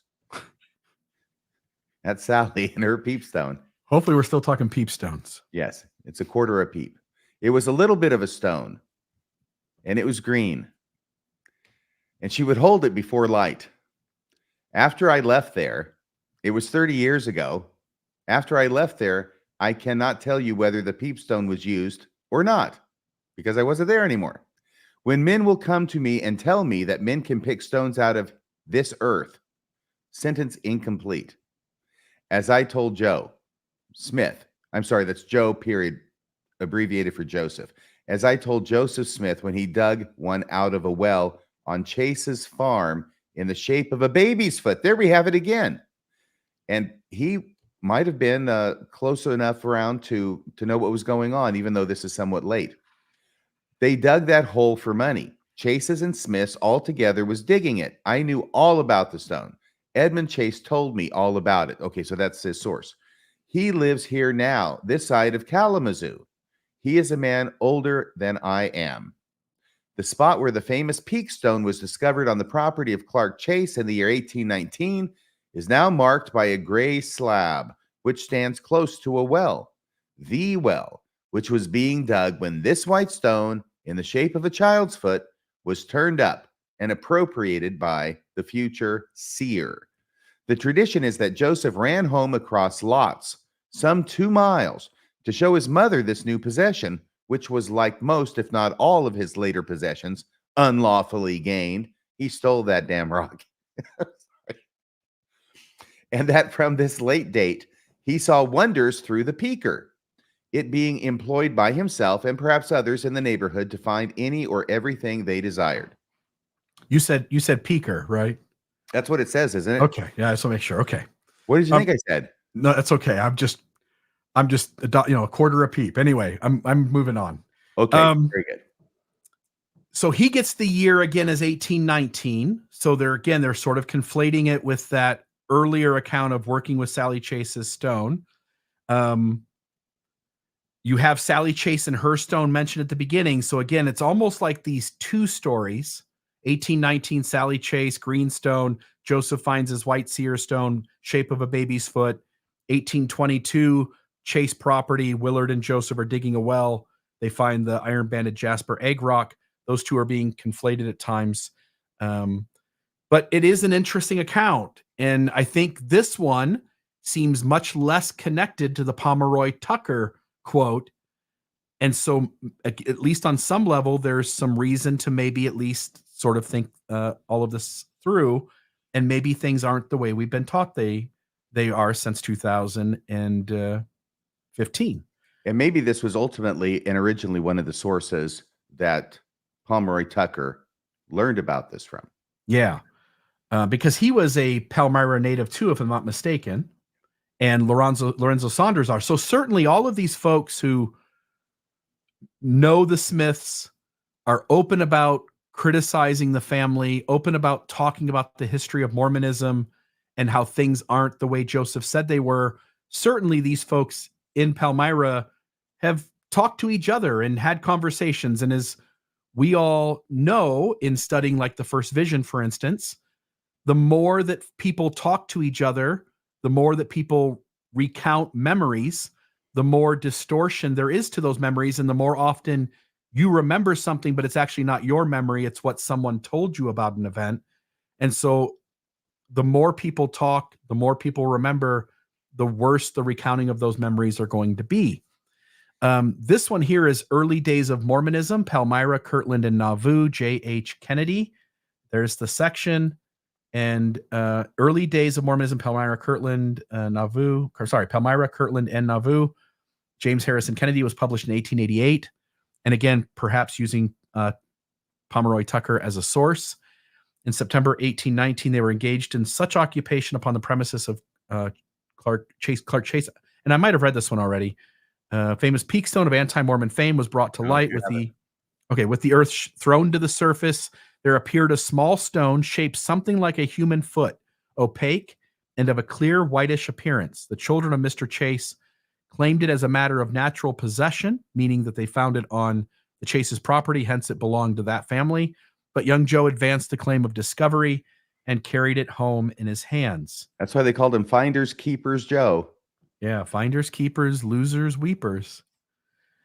And here's our good friend Dan Vogel, Early Mormon Documents, volume number 3, edited by Dan Vogel, Palmyra, Manchester residence account, 1893.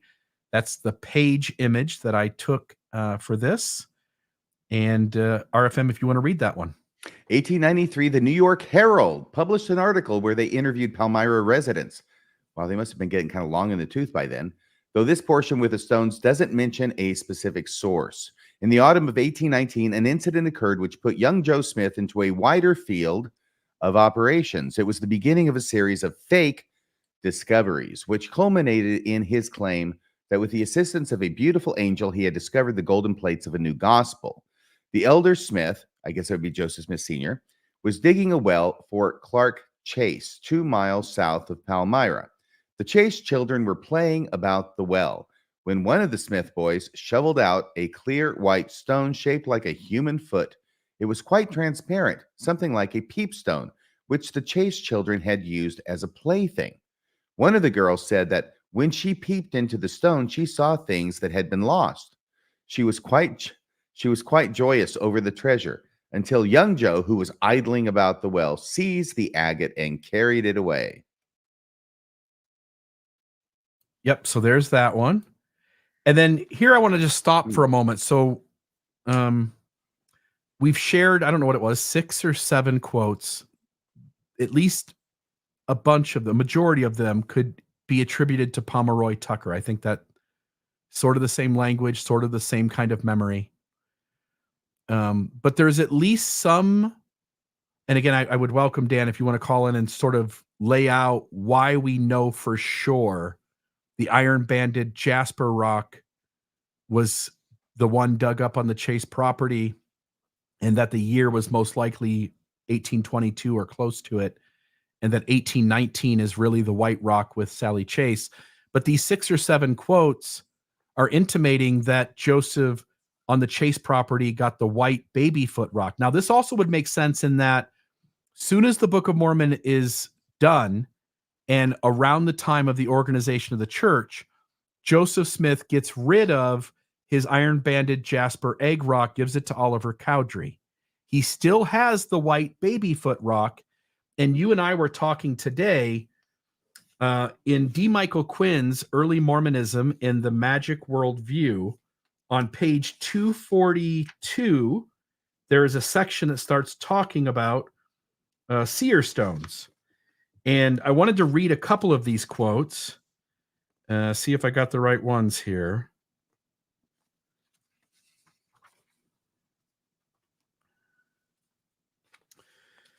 Let's see here. So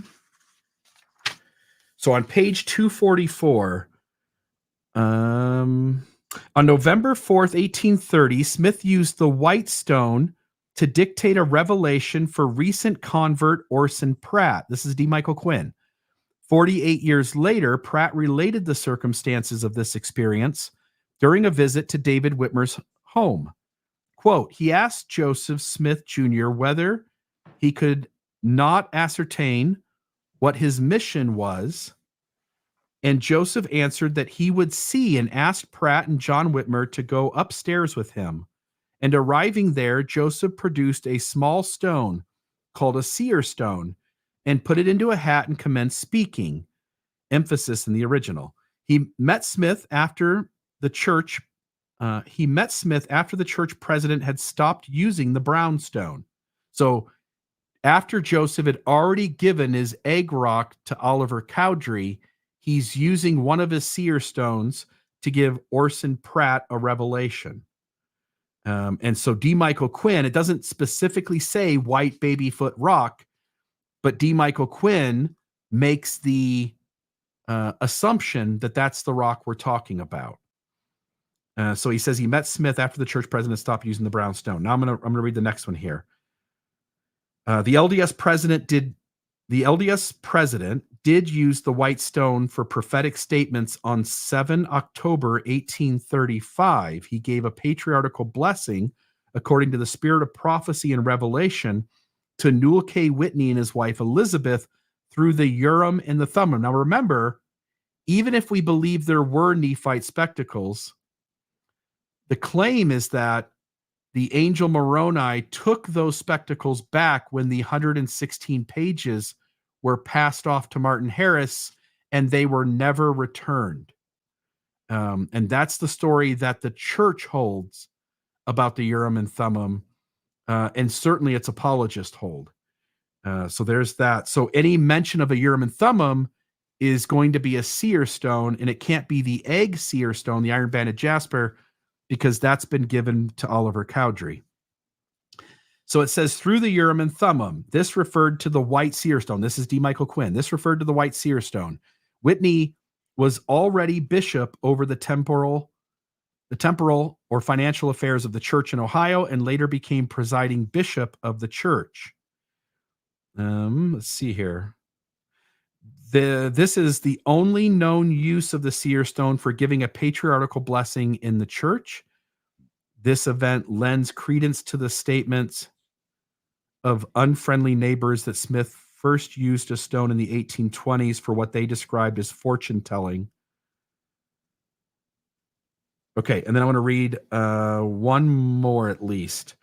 Smith also used his whitish seer stone in the 1830s to translate Egyptian papyri for what became known as the Book of Abraham. Immediately after giving the seer stone blessing to the Whitneys in October 1835, Smith's diary continued, quote, this afternoon, recommenced translating. Thank you, by the way, RFM, for the correction earlier today. Recommenced translating.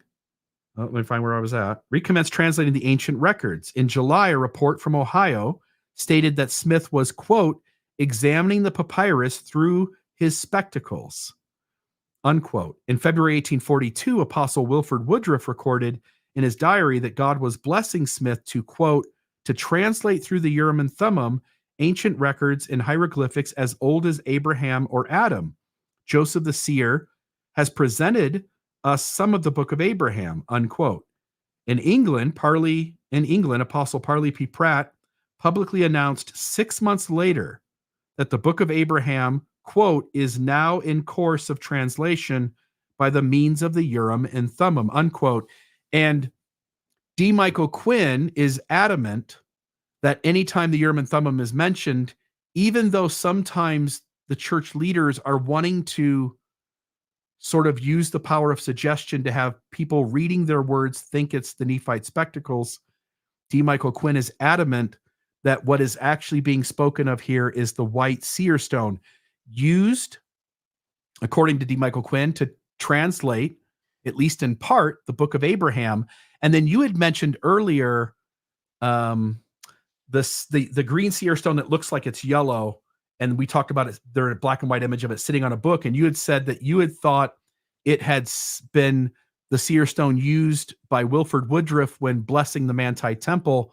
And in our conversation earlier, I said, well, what I understood it to be the iron banded jasper rock, but then researching for this episode, I corrected that to it being the white babyfoot rock, which the church, we'll get to in a moment, the church has in its possession,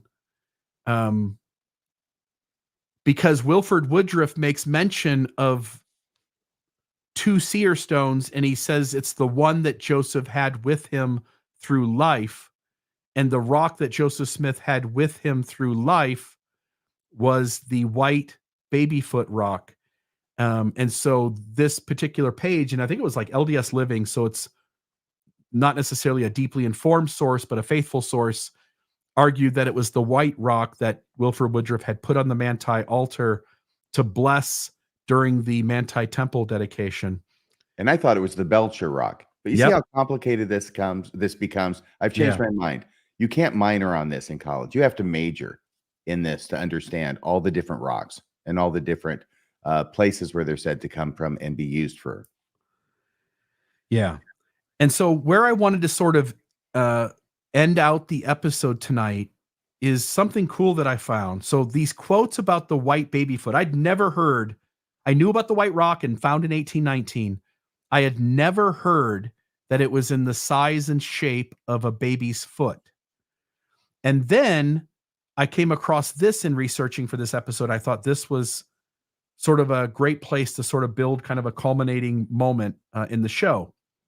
This is Grant Palmer, author of An Insider's View of Mormon Origins.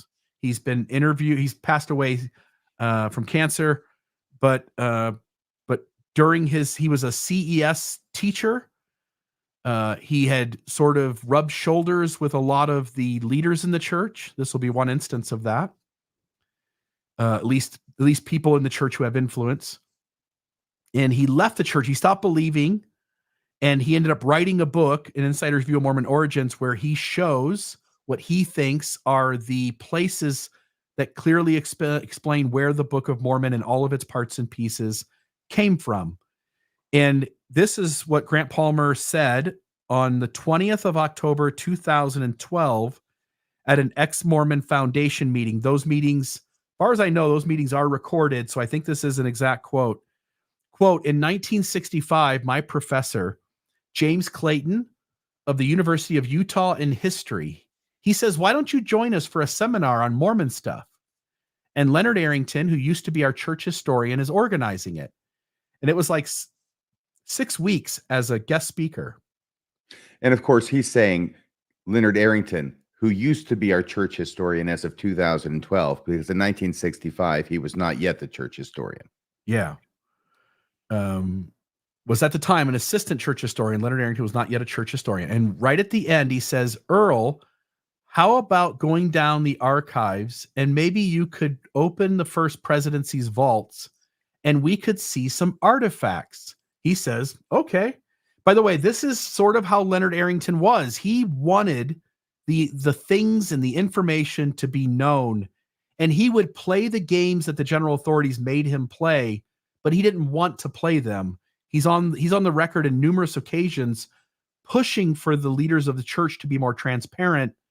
And while he is loyal, wherever he has leeway, he's trying to show what the church has and what is the best way to interpret what they have. So he says, so 13 of us went down. This is Grant Palmer again. So 13 of us went down, and I think most of them are dead. I was about the youngest guy in that session, and I didn't know the significance of it at the time. But he brought out some handwriting of Joseph Smith, some of his hair, and 3 seer stones that belonged to Joseph Smith. One of them was a little white stone about like that, indicating the size with his fingers, and it was shaped like a baby's foot. And for years I thought, what does that mean? Well, you know, when you stamp a baby foot on a blessing book or a baby book, it's kind of narrow at one end, and then it gets up to the toes and it gets wider. And that's what it looked like. A white stone, small, about the size of a baby foot and shaped like a baby's foot. And then there was another stone that looked like milk chocolate, and it was the size of a softball. So here's the mudstone, about like that, indicating with his hands. Excuse me. And it's like someone had molded mud or dried mud in a ditch or nearby dried and put it together, and you could see finger marks to mold that stone that had become extremely hard. And in fact, I tried to test the end, and I couldn't even break it. Not that I was trying, but it was just solid rock. And it had a handle on it. There's the handle on it, so you could carry it. They molded the stone, and then it had a cup-like saucer handle on it so you could carry the thing around. That was another seer stone of Joseph Smith. And then, of course, the third one was the one he used for the complete translation of the Book of Mormon, the one we have today. Very significant stone, almost black with white streaks. By the way, that's inaccurate. Almost black with white streaks in it. It is a brown egg-shaped rock with black streaks in it. Bigger than a chicken's egg, smaller than a turkey egg, about like that, indicating with his hands. He found it in a well in the Clark Chase's property, which had very close to the Smith's property. And of course, being very curious, I got right up to it and I couldn't see a thing in it. But I didn't know how significant that was. I had graduated from the University of Utah on history, and I'd seen all 3 stones, and come to find out that's almost unheard of. And I just want to say here, RFM, it wouldn't take any more effort for the church to have set all 3 of those rocks on that white burlap, take pictures, put them in the ensign, and let the membership understand that this is not a one and done situation, but that Joseph Smith is using seer stones from the age of 13 until his death in 1844, and that he had in his possession, based on tonight, at least 5 seer stones in his possession. The white baby foot rock found in 1819 by using Sally Chase's green rock to locate it. The iron-banded jasper egg, the mudstone, the Belcher seer stone, and the other of the 2 rocks, because the one of them is the Belcher, I think. But it's the other rock found on the beach in Nauvoo in the 1840s. And so we have at least 5 seer stones that Joseph Smith has, 3 of which are in the church's possession. And when they came out in 2015, they made a intentional decision to tell everybody out there, hey, we've not told you any of this stuff forever. We're going to tell you for the first time, but we're only going to tell them the part we want to tell them. We're going to still hold back 2 of the stones, and we're not going to show those. We don't really want anybody to know that they exist. And there has to be a narrative reason for that. You and I were talking about that earlier, and I'll let you speak to that. Or there has to be something about the white rock or the mudstone that they don't really want close examination of it. In other words, there's still something for one reason or another that they still are hiding these other two seer stones in the church office building. Because if you ask me if I trust the LDS church or if I trust Grant Palmer, I'm going to trust Grant Palmer all day long. Your thoughts? My thoughts are that the church is playing the old game that I used to play as a kid when I would do something wrong and my dad or my mom, usually my dad, would find out about it. And then he'd start interrogating me. And then began this little dance that we would do. And what I would do is I would not admit at first to doing anything wrong. I was all innocent. I'm denying stuff.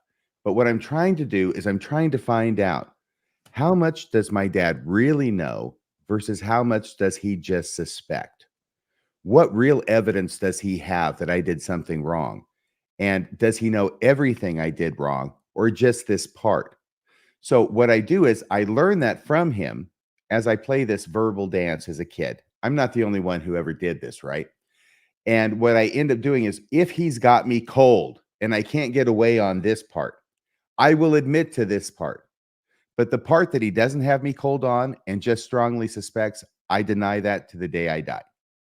So this is what the church has been doing. And that's, I think, what it did with this stone. Word's getting out. The internet's out there. Too many people are finding out about the fact that Joseph Smith translated the Book of Mormon using a seer stone. Therefore, they're responding specifically to that item that is getting known among members of the church and outside the church. So they're playing the same game with the members that I used to play with my dad, and they are admitting as much as they already know while still concealing the stuff that they don't know. I think that's why they revealed the one, but not the others. Yeah. And I was going to put here up on the screen. Let's see here. Brand. So the three things that I sort of took away from all of this data as we were researching this, there are contradictory sources with some claiming, let me put the banner up too, by the way, folks, for the call-in portion of the show, 662-667-6667 or 662 Mormons. Yeah, the old fist, 662 Mormons. Yeah, so the three things here, there are contradictory sources with some claiming that the stone that was used for the translation of the Book of Mormon was the white babyfoot stone. We have D. Michael Quinn saying the Book of Abraham was translated in part by the white babyfoot stone. And we have the church acknowledge, or Grant Palmer showing that the church, at least according to Leonard Arrington secondhand, and Grant Palmer and the other people in that room saw it, the church has that white seer stone. So this seer stone is also important to church history. We don't have any moment in church history where we know the mudstone was used for something. So I can sort of go like, okay, fine. You can set that one off to the side. It's not super important. But the white babyfoot stone is important to Mormon church history. There's no reason to withhold it. And in fact, it seems like the LDS church is kind of hoping nobody notices that they have it. I think it's time, LDS church, to come forward and start putting another set of pictures together. And you really should have just done it the first time in 2015. And hell, you should have done it in 1983 or something. You know, you should have done it much earlier. You have a history of taking important documents, important artifacts, and removing them from where they would be easily found and placing them in places where only you know they exist. And you've done it over and over and over again. And it's time for the white babyfoot rock to be seen and analyzed and thought about and considered, and for us to think about how pervasive Joseph Smith's treasure digging was. Your thoughts? Well, when they cut all those pages out of Joseph Smith's letter books and put them in the safe, they have to have something to use as a paperweight to hold them down. Yeah, this is the paperweight, huh? This is the thing that holds them down. Sorry, I'm going into the call-in studio right now. That's okay. And to the LDS Church, let my baby foot stone go.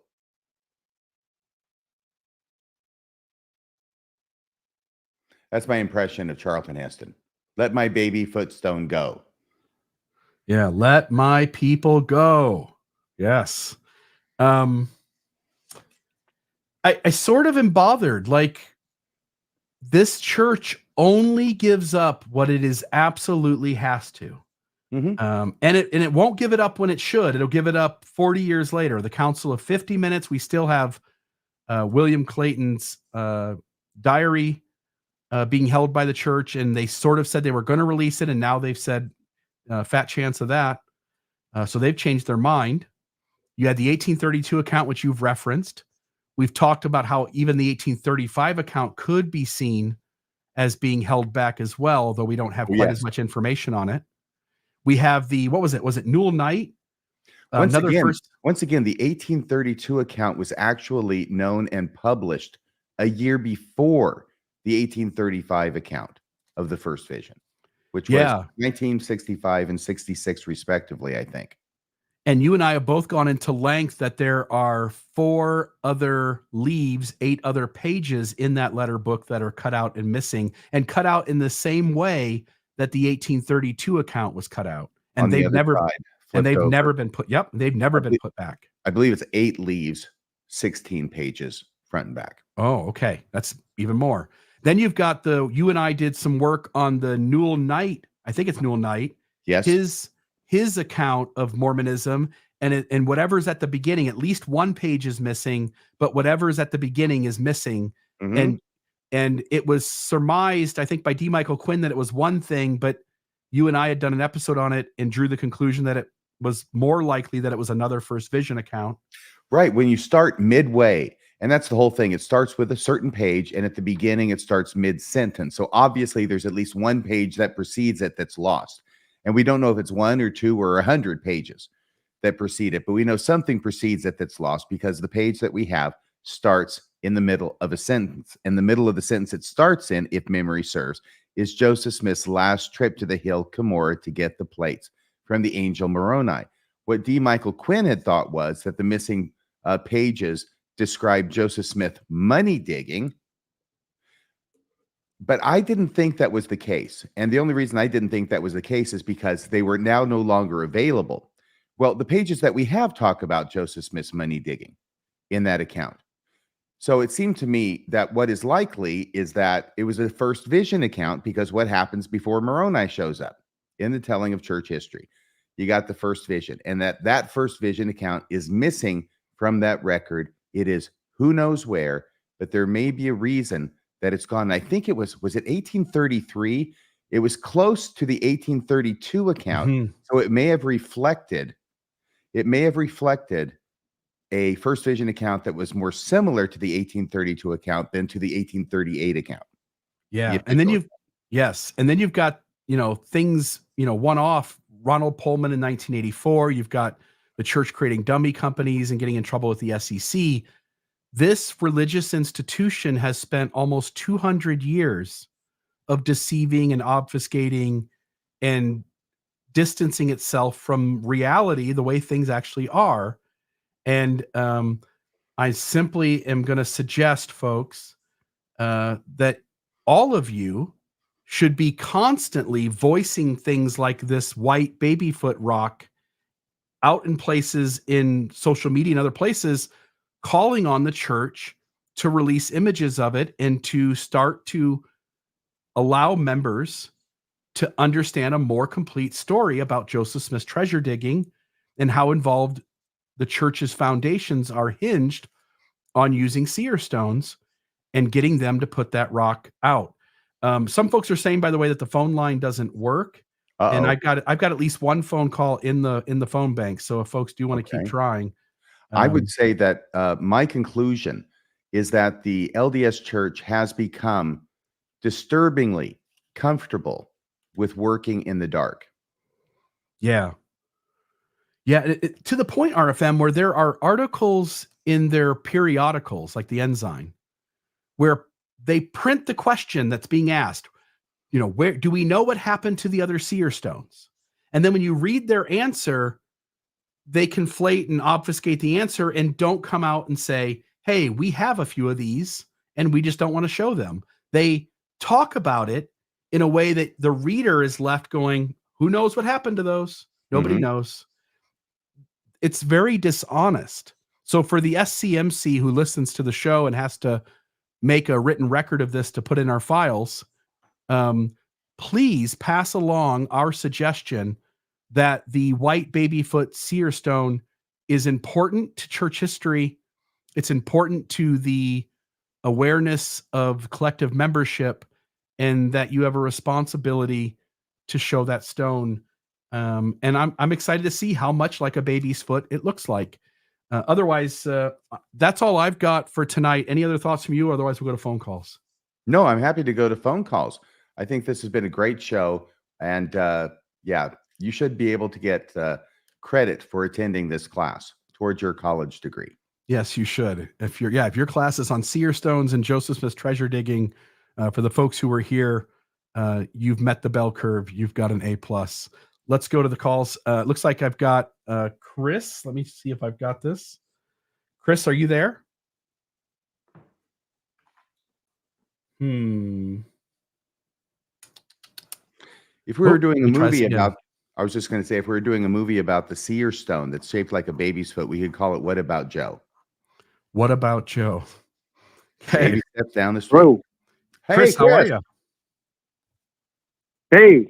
Go ahead, my friend. You're on Mormonism Live. Hey, cool. Hey, you guys are legends doing the good thing. I enjoy all the stuff you guys put out. Listen, thanks for taking my call too. Listen, 40 plus years in the church, and then once I heard about this was just a gut punch. This is what did it. You know what I mean? Like magic stones and silly stuff like this is just so far from anything Christianity. It just rocked my world. And there's everything else. Did it really rock your world, Chris? Icing on the cake, but did it really rock your world? It rocked my world. Yeah, no, I just get it. I made a little joke there, but no, real talk. COVID, gave us a nice break from church, and then I don't know how I started hearing about all this stuff, but man, it just turned into I don't know. So you only started reading about church history. You only started reading about church history when COVID happened. I mean, I don't mean that you never did any of it. I just mean you took the deep dive down the rabbit hole. Oh no, there's yeah. I mean, you hear silly whisperings throughout your whole, however long we're in the church. You do, don't you? But you just brush it off to the side. Mm-hmm. But then, this is just kind of like. This is kind of like the RFM will like this. So it's like the bizarro, where you say if Joseph Smith or if the Book of Mormon is true, then this is true. It's that chain reaction. Mm-hmm. Right. Well, this is like a reverse chain reaction. Like you find out how the Book of Mormon was translated. Okay, well then how did he get those tools? Well then why the hell was he getting those tools? Oh, that's what he was up to. So it's bizarro testimony right there. Let me ask you a question. So when you dove into church history, you learned that the church wasn't what it claimed. Now, is it the fact that Joseph used a seer stone to translate the Book of Mormon that bothered you more, or is it the church's dishonesty about how hard it was to get the factual story of what happened and sort of their lack of morality and ethics in how they tell their history? I think I'm going to go with the latter option there because, because long story short, he didn't use the rocks to translate the. At the end of the day, it's all made up. But the fact, like what you guys are saying, that the fact that they're going out of their way to hide these rocks. Because again, it starts those questions. the questions that they don't want you to ask. And isn't there a general authority at some point that said, no, he didn't use a rock in the hat, and if he did, then the church isn't true. Those quotes don't hold up. Joseph Fielding Smith, I believe. Or am I making that up? Well, you slightly, but that's okay. That's what happens. Joseph Fielding Smith had written that, not that if he used a seer stone that the church wasn't true, but what he said was, why would Joseph Smith use a seer stone when God had given him a Urim and Thummim? So he didn't believe that Joseph Smith used a seer stone to translate the Book of Mormon, although in other places he talks about him using it for translating the Book of Abraham. So I don't know why he has so much trouble with Joseph Smith using it to translate the Book of Mormon, except his line of reasoning, which makes sense, is that if God gives you two stones as a Urim and Thummim that are put there specifically for the purpose of translating the Book of Mormon, why would you go to a rock that you found in a well, which would be by definition inferior to something that God gave you? So it makes sense in its own way. Right. Within the context of Mormonism and the faithful church history. But he didn't say the church wouldn't be true. He just said he didn't believe it. And there's the fan fiction of the Urim and Thummim being in the Bible. So let's throw that in there and throw everybody's scent off, Or right. Just so that you know, Chris, just so you know, my understanding is that the seer stone, the interpreter, the translation thing, was never called the Urim and Thummim until 1833, when W. Phelps made the connection between this translation device used by Joseph Smith and the Urim and Thummim mentioned in the Old Testament. And that was the first time it was referred to as the Urim and Thummim. Before that, nope, it was the stone, it was the interpreters. So that was the history on that. Yeah. Thank you very much, Chris, for the call. It's just a. Oh, okay. Yeah, no, you guys go ahead and keep it up. Finish your thought, my friend. Finish your thought, my friend. Yeah, please. Oh, I was just going to say, it's just another, cherry picked story that, there's nothing to see here. Move along. In order for those questions not to get asked, because once you start asking all those questions, because we've all seen the movies of Joseph Smith when he was a kid. He was great, but in reality, maybe not. So that's where the road leads. So, but yeah, good work. This is a good episode. Thank you, Chris. The church considers this matter closed. Yeah, doesn't it? And the problem really is that I think it's obvious, at least to me, that the church is embarrassed by the real story.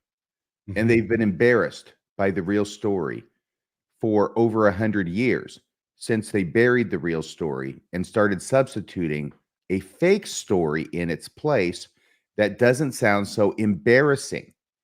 If you're not embarrassed by the story of your foundation, your history, right? You got no problem telling the real history. It's only when you're embarrassed by it that you have to be dragged to the transparency table, kicking and screaming, and finally publish an article about the seer stone, one seer stone, in the Ensign in 2015. Yeah, to the point where every time you depict the translation going on, the hat is sort of off to the side, or at the very least, you don't have Joseph Smith putting his head into it, because and I know that looks ridiculous. And those new photographs and those new films where they do that, this is classic. It's absolutely classic. So they put a hat there so it's close enough to where they can say with a straight face that we're not hiding the real way that Joseph Smith translated the Book of Mormon. But they do it in such a way that you have to know it first before you understand what it is they're portraying. And if you don't know, then you're never going to see it. And you're just going to go along with what you've been taught for over 100 years by the LDS Church. Is that he's just looking at the plates themselves as they're in front of him. And there's a special gift going on that's allowing him to translate as he reads the engravings off the plates. Yeah. Yep. Totally. All right. Next caller. What's the name, caller? Are you talking to me, Bill? I'm definitely talking to you, my friend. What's the name? Dan Vogel. Oh, Dan, how are you? Good. So help us understand how we would know that 1819 is the white babyfoot rock for sure, done using Sally Chase's stone to discover that Smith claims his rock is 150 miles away underneath the tree. You and I both know that's not real. He finds that rock 3 blocks down the road, but at least that it's connected to that narrative. Yeah. And how do we know that the 1822 story on the Chase property is the iron banded jasper rock, egg-shaped rock? And how do we sort of know how to keep those stories sort of separate from each other? Yeah, well, it's quite confusing because of all the sources mixing up the elements of the two different stones. And so Quinn went with the 1819 date with Tucker with the white stone coming out of the well. And I questioned that because Tucker is 1867 and Willard Chase is 1833. And it's his well, and he said it was 1822 when the stone came out of the well. So I questioned Tucker, that source, and he describes the baby's foot and the white stone, and we know the chocolate-colored stone is not in the shape of the baby's foot. So that's a simple way of separating it, but it's not so clear. There are sources that kind of put that into doubt a little bit. And plus, some geologist has questioned whether the brownstone came out of a hole in the ground because it's smooth. It seems like it would be from a river.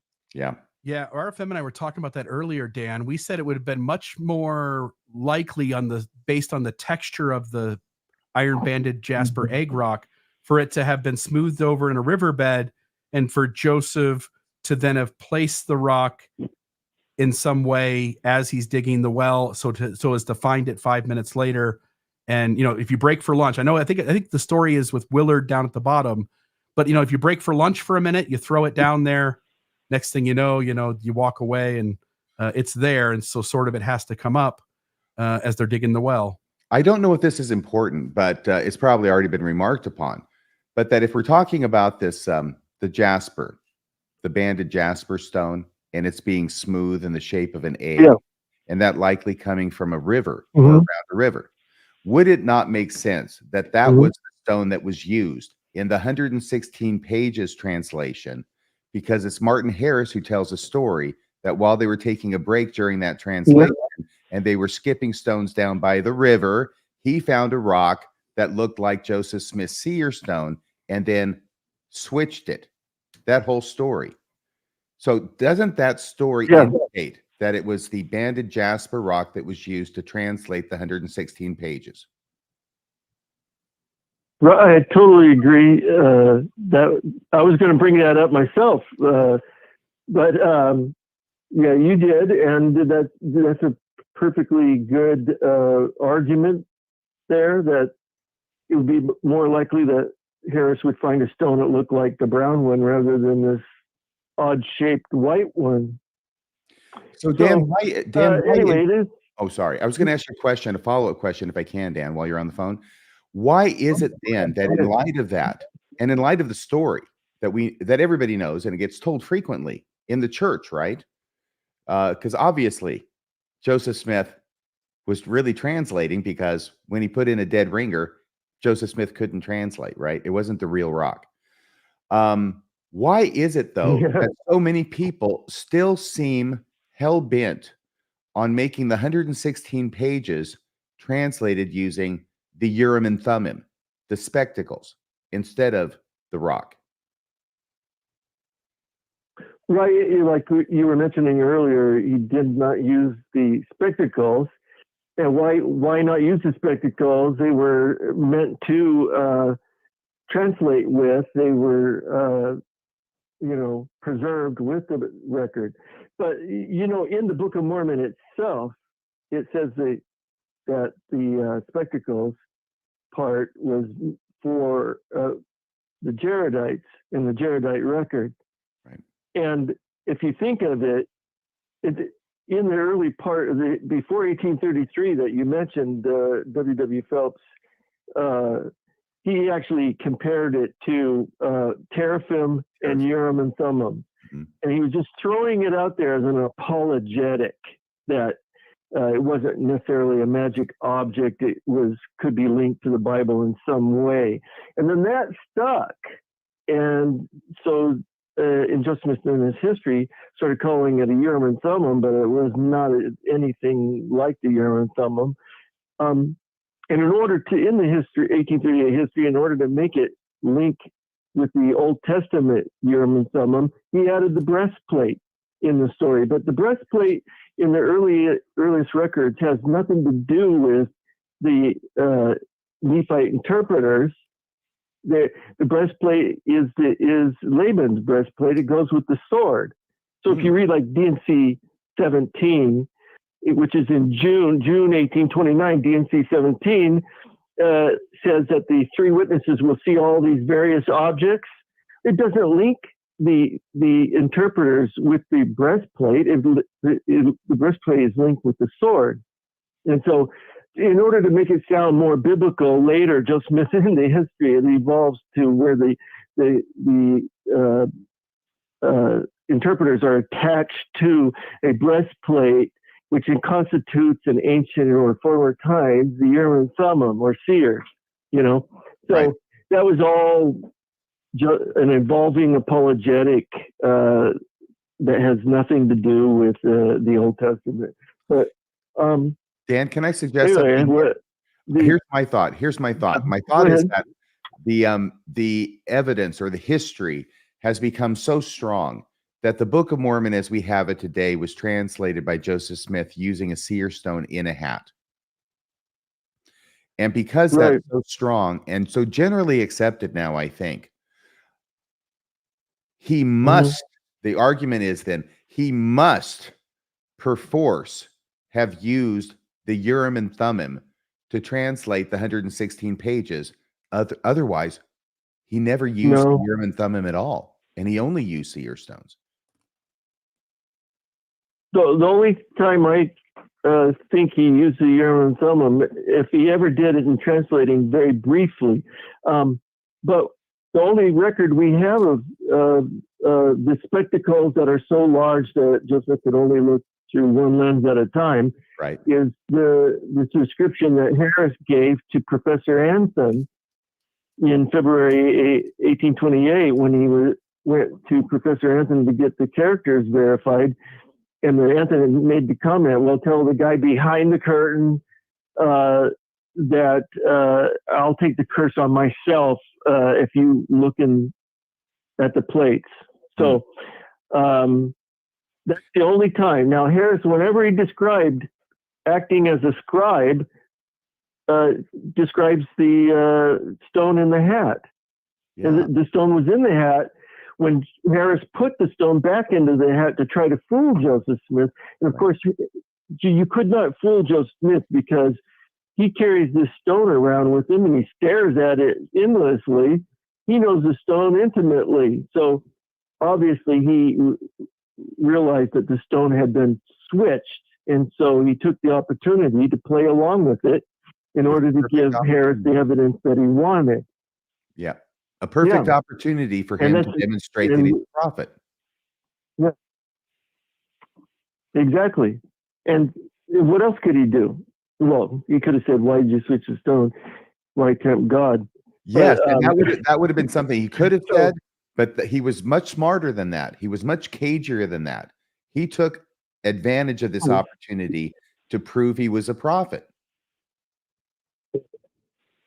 So Harris was only described during the last 116 pages and maybe for a short part in the first part of the book of Mosiah when he came back and visited Joseph Smith in the Revelation said you could translate a few more pages but then stop for a season. So, and then Emma Smith was described for the Lost 116 Pages as well. Even she even mentions that Joseph Smith didn't know that Jerusalem was a walled city. So she was described in the 116 pages that talks about the walled city. And both of them described the stone in the hat. No one described anything about behind the curtain and using the Urim and Thummim and the plates actually being there. Now, about why Joseph Smith could switch was that the spectacles were really not the Urim and Thummim. They were actually a fancy 2 seer stones connected with a silver rim put into the rims of the silver bow. So the spectacles were originally seen as seer stones. So what's the difference? What's the difference between those seer stones and the one he has that he puts in his hat? Right. And Dan, that sort of reminds me of the paddle that Chase, Sally, I was thinking Susie, Sally Chase had and put her green stone in. And if you've got a paddle that has 2 stones in it, well, you've got glasses or spectacles. Yeah. So it was, for it to be used with convenience. But according to Harris and Smith, these were so large that you could only look through one side at a time anyway.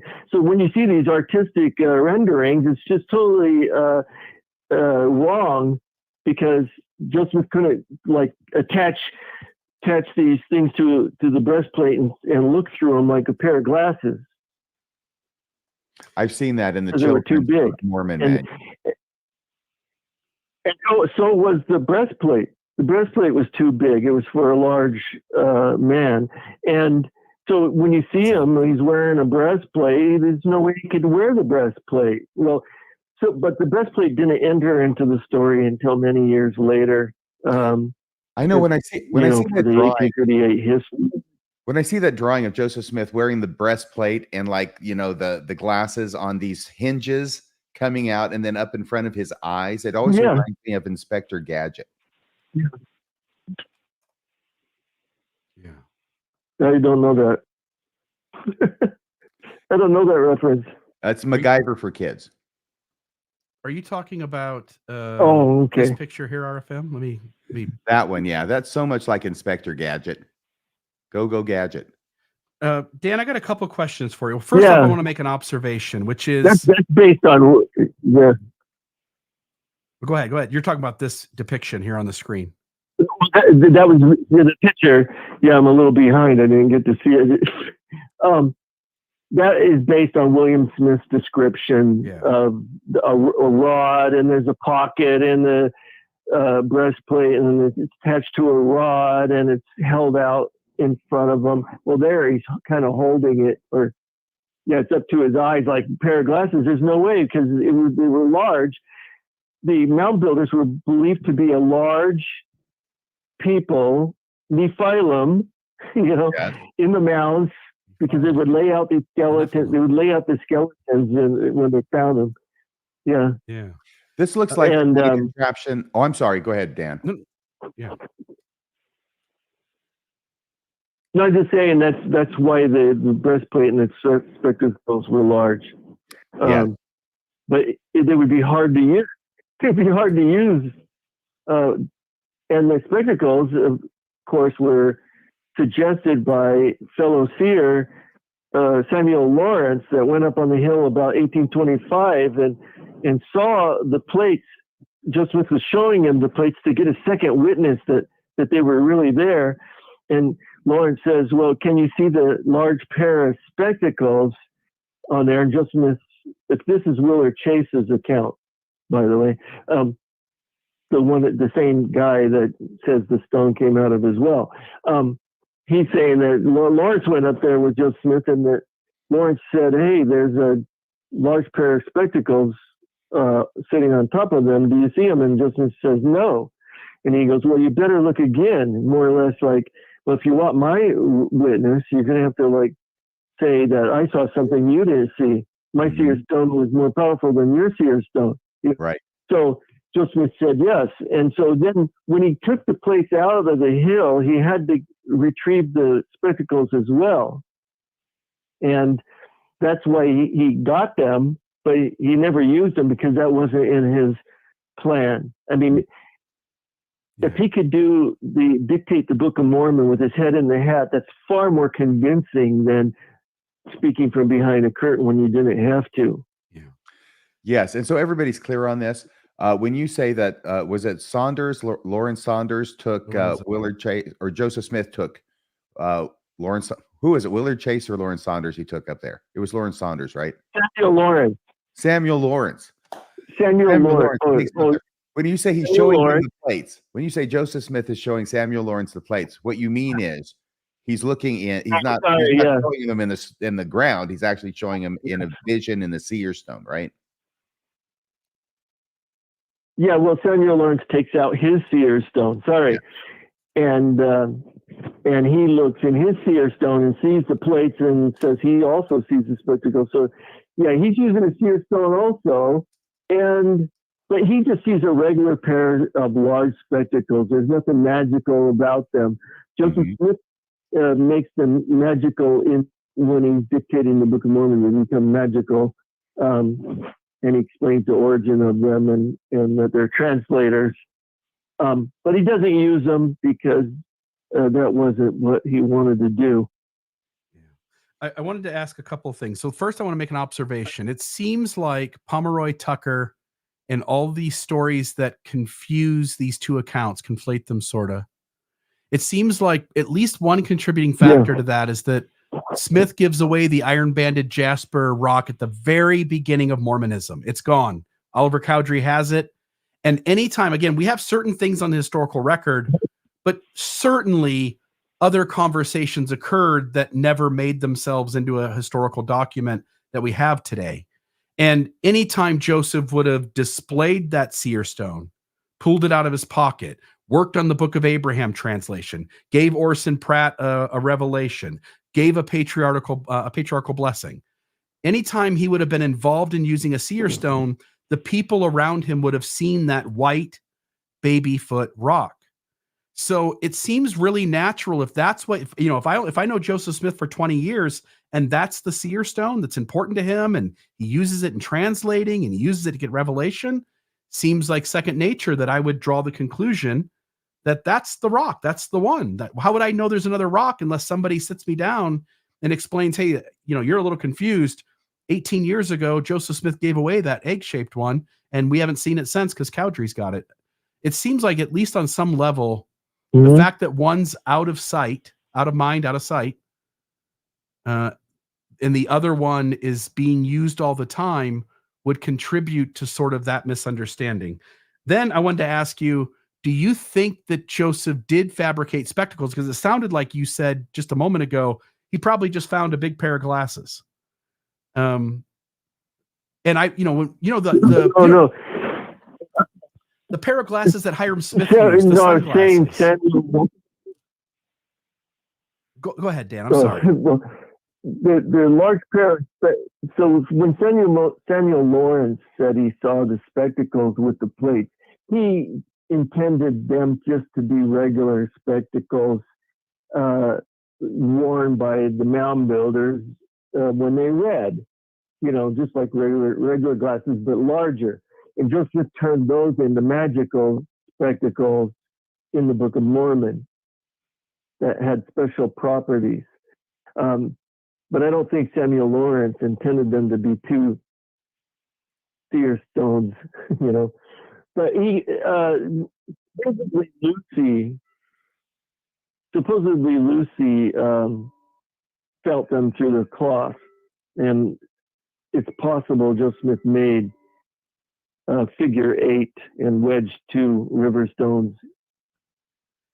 Yeah, I was going to ask you if he fabricated them. I just put up a picture. Not that I'm saying this is the thing, but Hiram Smith has this weird set of sunglasses that he owned during his life that I've got up on the screen right now.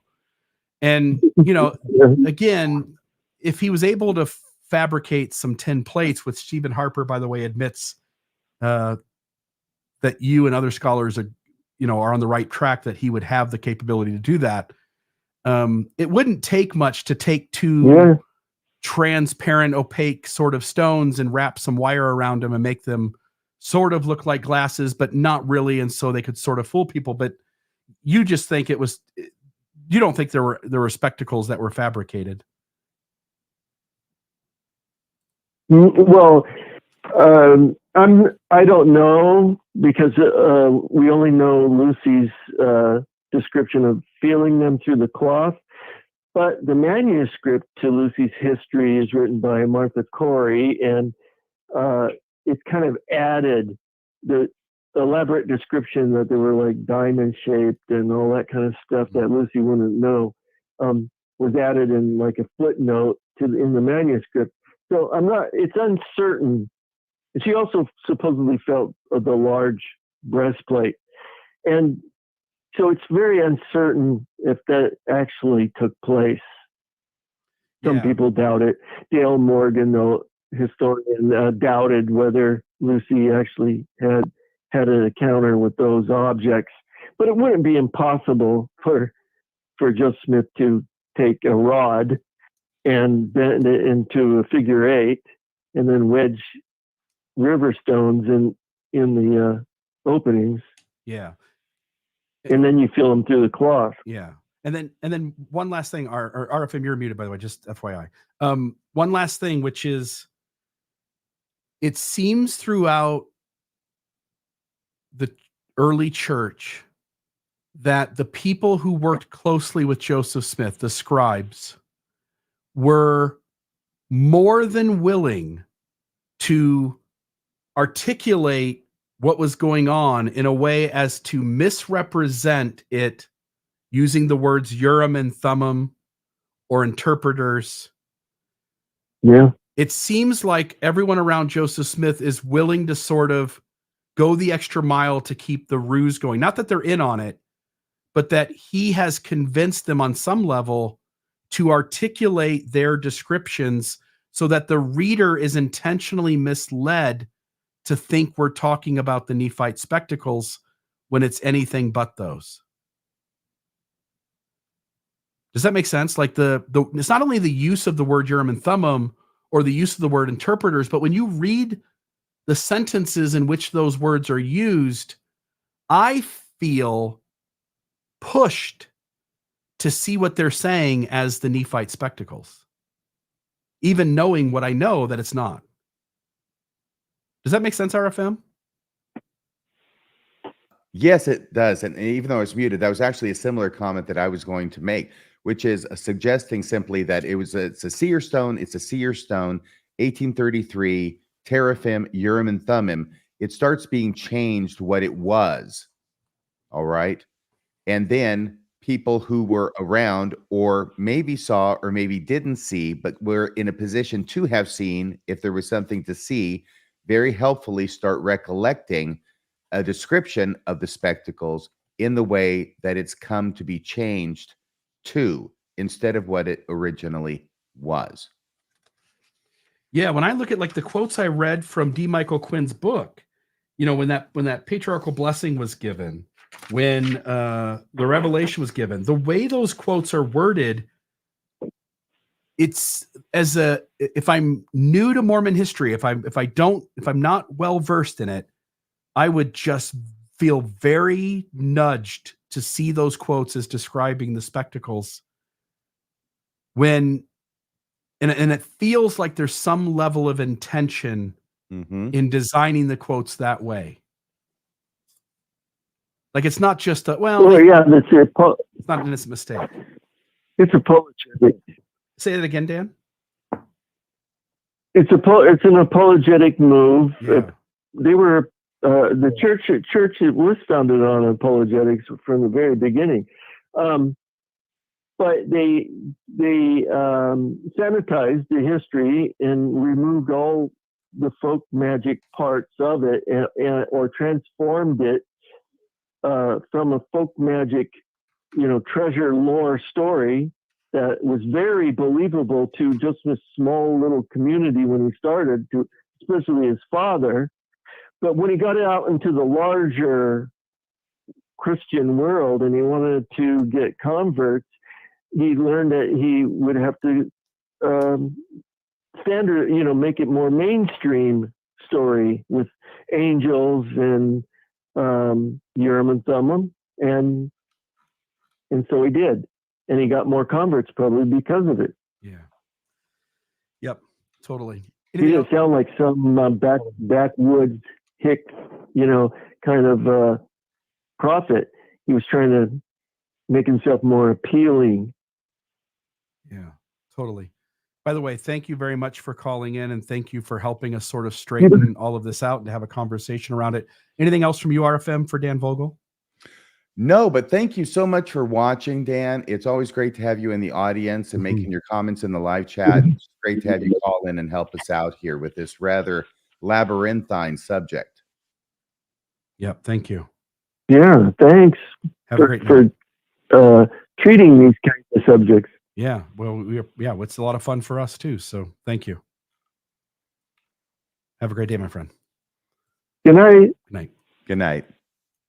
Isn't that? It's kind of cool, right? We can talk about Mormon history here, and folks like Dan Vogel. We've had Don Bradley call in before. Yes, it's sort of fascinating that we can create sort of this space here where we can hash out Mormon history and have the scholars and experts weigh in, and I think those experts appreciate what we bring to the table too. So it makes for a well-informed conversation for the viewers. I do know that a lot of viewers are going to be looking at this discussion of seer stones and which seer stone was used to translate the Book of Mormon as akin to having an argument or a discussion about what kind of wood was Noah's Ark made out of. Yeah. But I think historically, it's certainly interesting, and it even finds its way, of course, into Joseph Smith's translation of the Bible when he was translating John chapter 1, verse 42. His translation for that, let me see here. Thou art Simon, the son of Jonah. Thou shalt be called Cephas, which is by interpretation a seer or a stone. Yeah. Not just a stone, which is what is there originally, but adding as part of the translation, adding this element of Cephas, which is by interpretation a seer or a stone. And it is upon that stone, by the way, in another passage in the New Testament, that Jesus says, upon this rock I will build my church. It is upon the seer stone that Joseph Smith had and that he used to translate the Book of Mormon, as well as other things, that God established the Church of Jesus Christ of Latter-day Saints. What wood was the ark built out of? Gopher wood, I think. Gopher wood. There you go. Somebody else chimed in. Gopher wood, wasn't it? Look at that. Smart audience. Very good. We got a great audience out there. What an amazing audience. And I'll bet that person didn't even Google it to find out. Yeah. All right. Last call for the night. I think this is Tim Rathbone. So let's take a look. Tim, is that you? Yes, it's me. How you guys doing? How are you doing after everything you've been through over the last few months? Pardon? How are you doing? How am I doing? Yeah. Interesting. How's I went to my surgeon today, and the doctor, he told me everything's going okay. Good. Took X-rays, and my neck's going fine. Good. So, Glad to hear it, my friend. Yeah, very good. Good. What do you have for us tonight on the show, Mike? Yeah, you're very welcome. Well, let's talk about the transmission of documents in the church before I tell you what I'm going to. Let's consider that in the 1830s, they were ordered to keep records, and they kept these records in crates and boxes and things, okay? And they moved from New York to Kirtland to Missouri to Nauvoo, and then to Salt Lake. And in 1857, when Johnson's army was coming out to Utah, Brigham Young ordered those crates buried in the foundation of the Salt Lake Temple.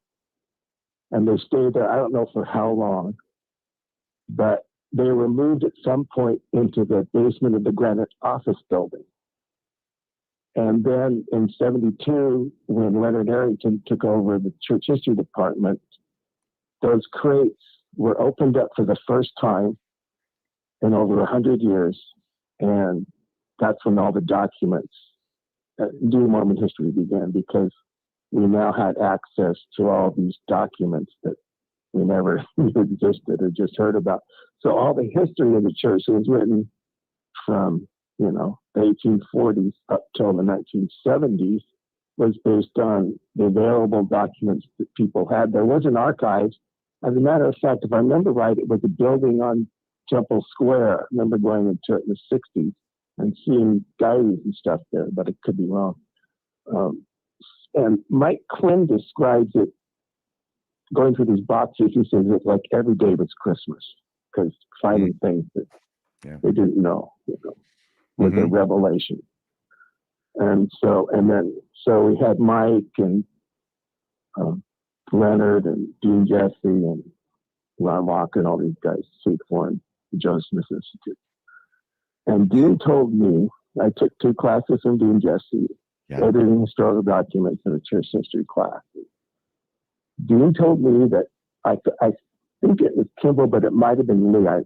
I may have this wrong, but I thought it said President Kimball came to him and showed him that brown stone. And he said, "This is the stone that Joseph Smith used to translate the Book of Mormon." And he wanted to see if they had a meeting, I guess, in the church historian's office. He wanted to see if Dean could get it to work. And Dean studied all these books on scrying to figure out how to make it work. And he says, "I couldn't get to do anything," basically. But he did tell me about the other stones. And there's also, in the Nauvoo, in the Times and Seasons, there's articles written by, and Joseph signs it, Joseph Speckled Bird. And that's another, that was a nickname for one of the Seer Stones. So that may be one he found by the river. I don't know for sure. But I also know that Speckled Bird also refers to Jeremiah, to the Church of God in Jeremiah. And there was an article written by W.W. Phelps, wasn't it? That's what. Yes. I actually happen to know that for some strange reason. By the way, the embarrassing part, Tim, I want you to continue, but the embarrassing part about Dean Jesse not getting the Seer Stone to work for President Kimball is that all you had to do was plug it in. Yes, but he couldn't. Right, exactly. Yeah, it just wasn't plugged in. But that's the story Dean told us in class. It wasn't plugged in, right? Yeah. So, and he told me that 83, I think, and I had class with him, and we talked about it. That's a great story. That's my recollection of it. Thank you for sharing that with us. What a wonderful story. Yeah. President Kimball, apparently, you're welcome. Believing enough that this stone can work, but recognizing he doesn't know how, so he takes it to the historian to turn it on for him. Right. Funny. Exactly. Well, thank you, Tim. That story's always amazed me. Yeah. Oh, you're very welcome. You're real. Good show. Have a great day, guy. Take care. Oh, and okay. You too. Bye. Bye-bye. Yeah. Well, Mr. Real, we're here at 2 hours and 38 minutes. We're going longer than we anticipate.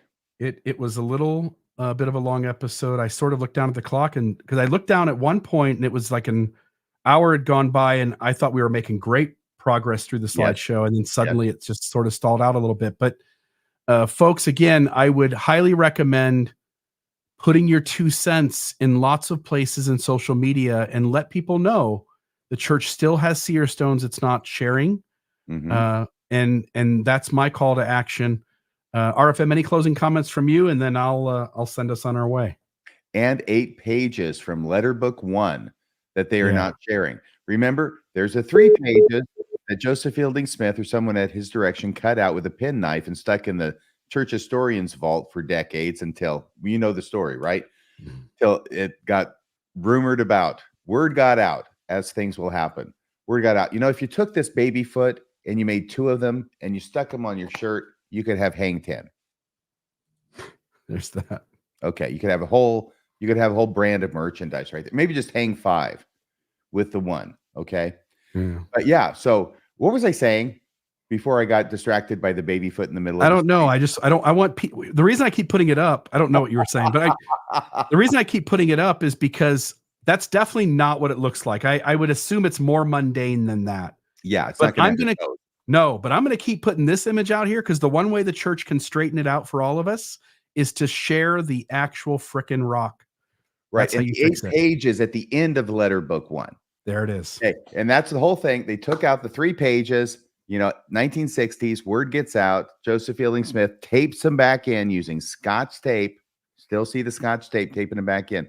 But on the other end of the letter book, when you flip it over, right, and open it up, you have a new front of the letter book. Just as if I have this, and there's nothing written on these pages, right? There's the cover's there, but there's nothing on it. You write on the cover. And you can have the front of the book here and go in as far as you want. If you want to start something else, you flip it over. I'm sorry, I was doing it. I have to show the screen. You flip it over to what would be the back, which now becomes the new front. And with blank pages, you can start writing there. And what's happened is that those 3 pages with the 1832 account of the first vision were taken out of the front, what we'll call the front of the letter book. And then you flip it over. There are 8 pages where it was used on the other side with the new front. 8 pages were cut out and nobody knows where they are. All we know is that they used to be there. It's an early document. And we know that there was writing on the pages because here, right next to the binding where the pages are taken out, you can still see elements of writing, of letters there on those remnants of the pages close to the spine. So we know that there's writing back and front of each of these 8 pages for a total of 16 pages. Where are they? What do they contain? Why were they removed? Those are the questions. And they're cut out. They appear to be cut out in the exact same fashion that the 1832 account was cut out. So it's the same sort of penknife cut mark that removed those. Hence, you would sort of assume whoever cut the 1832 account out, the same tool, same person, most likely did it. It wasn't at 2 different time periods by 2 different methods.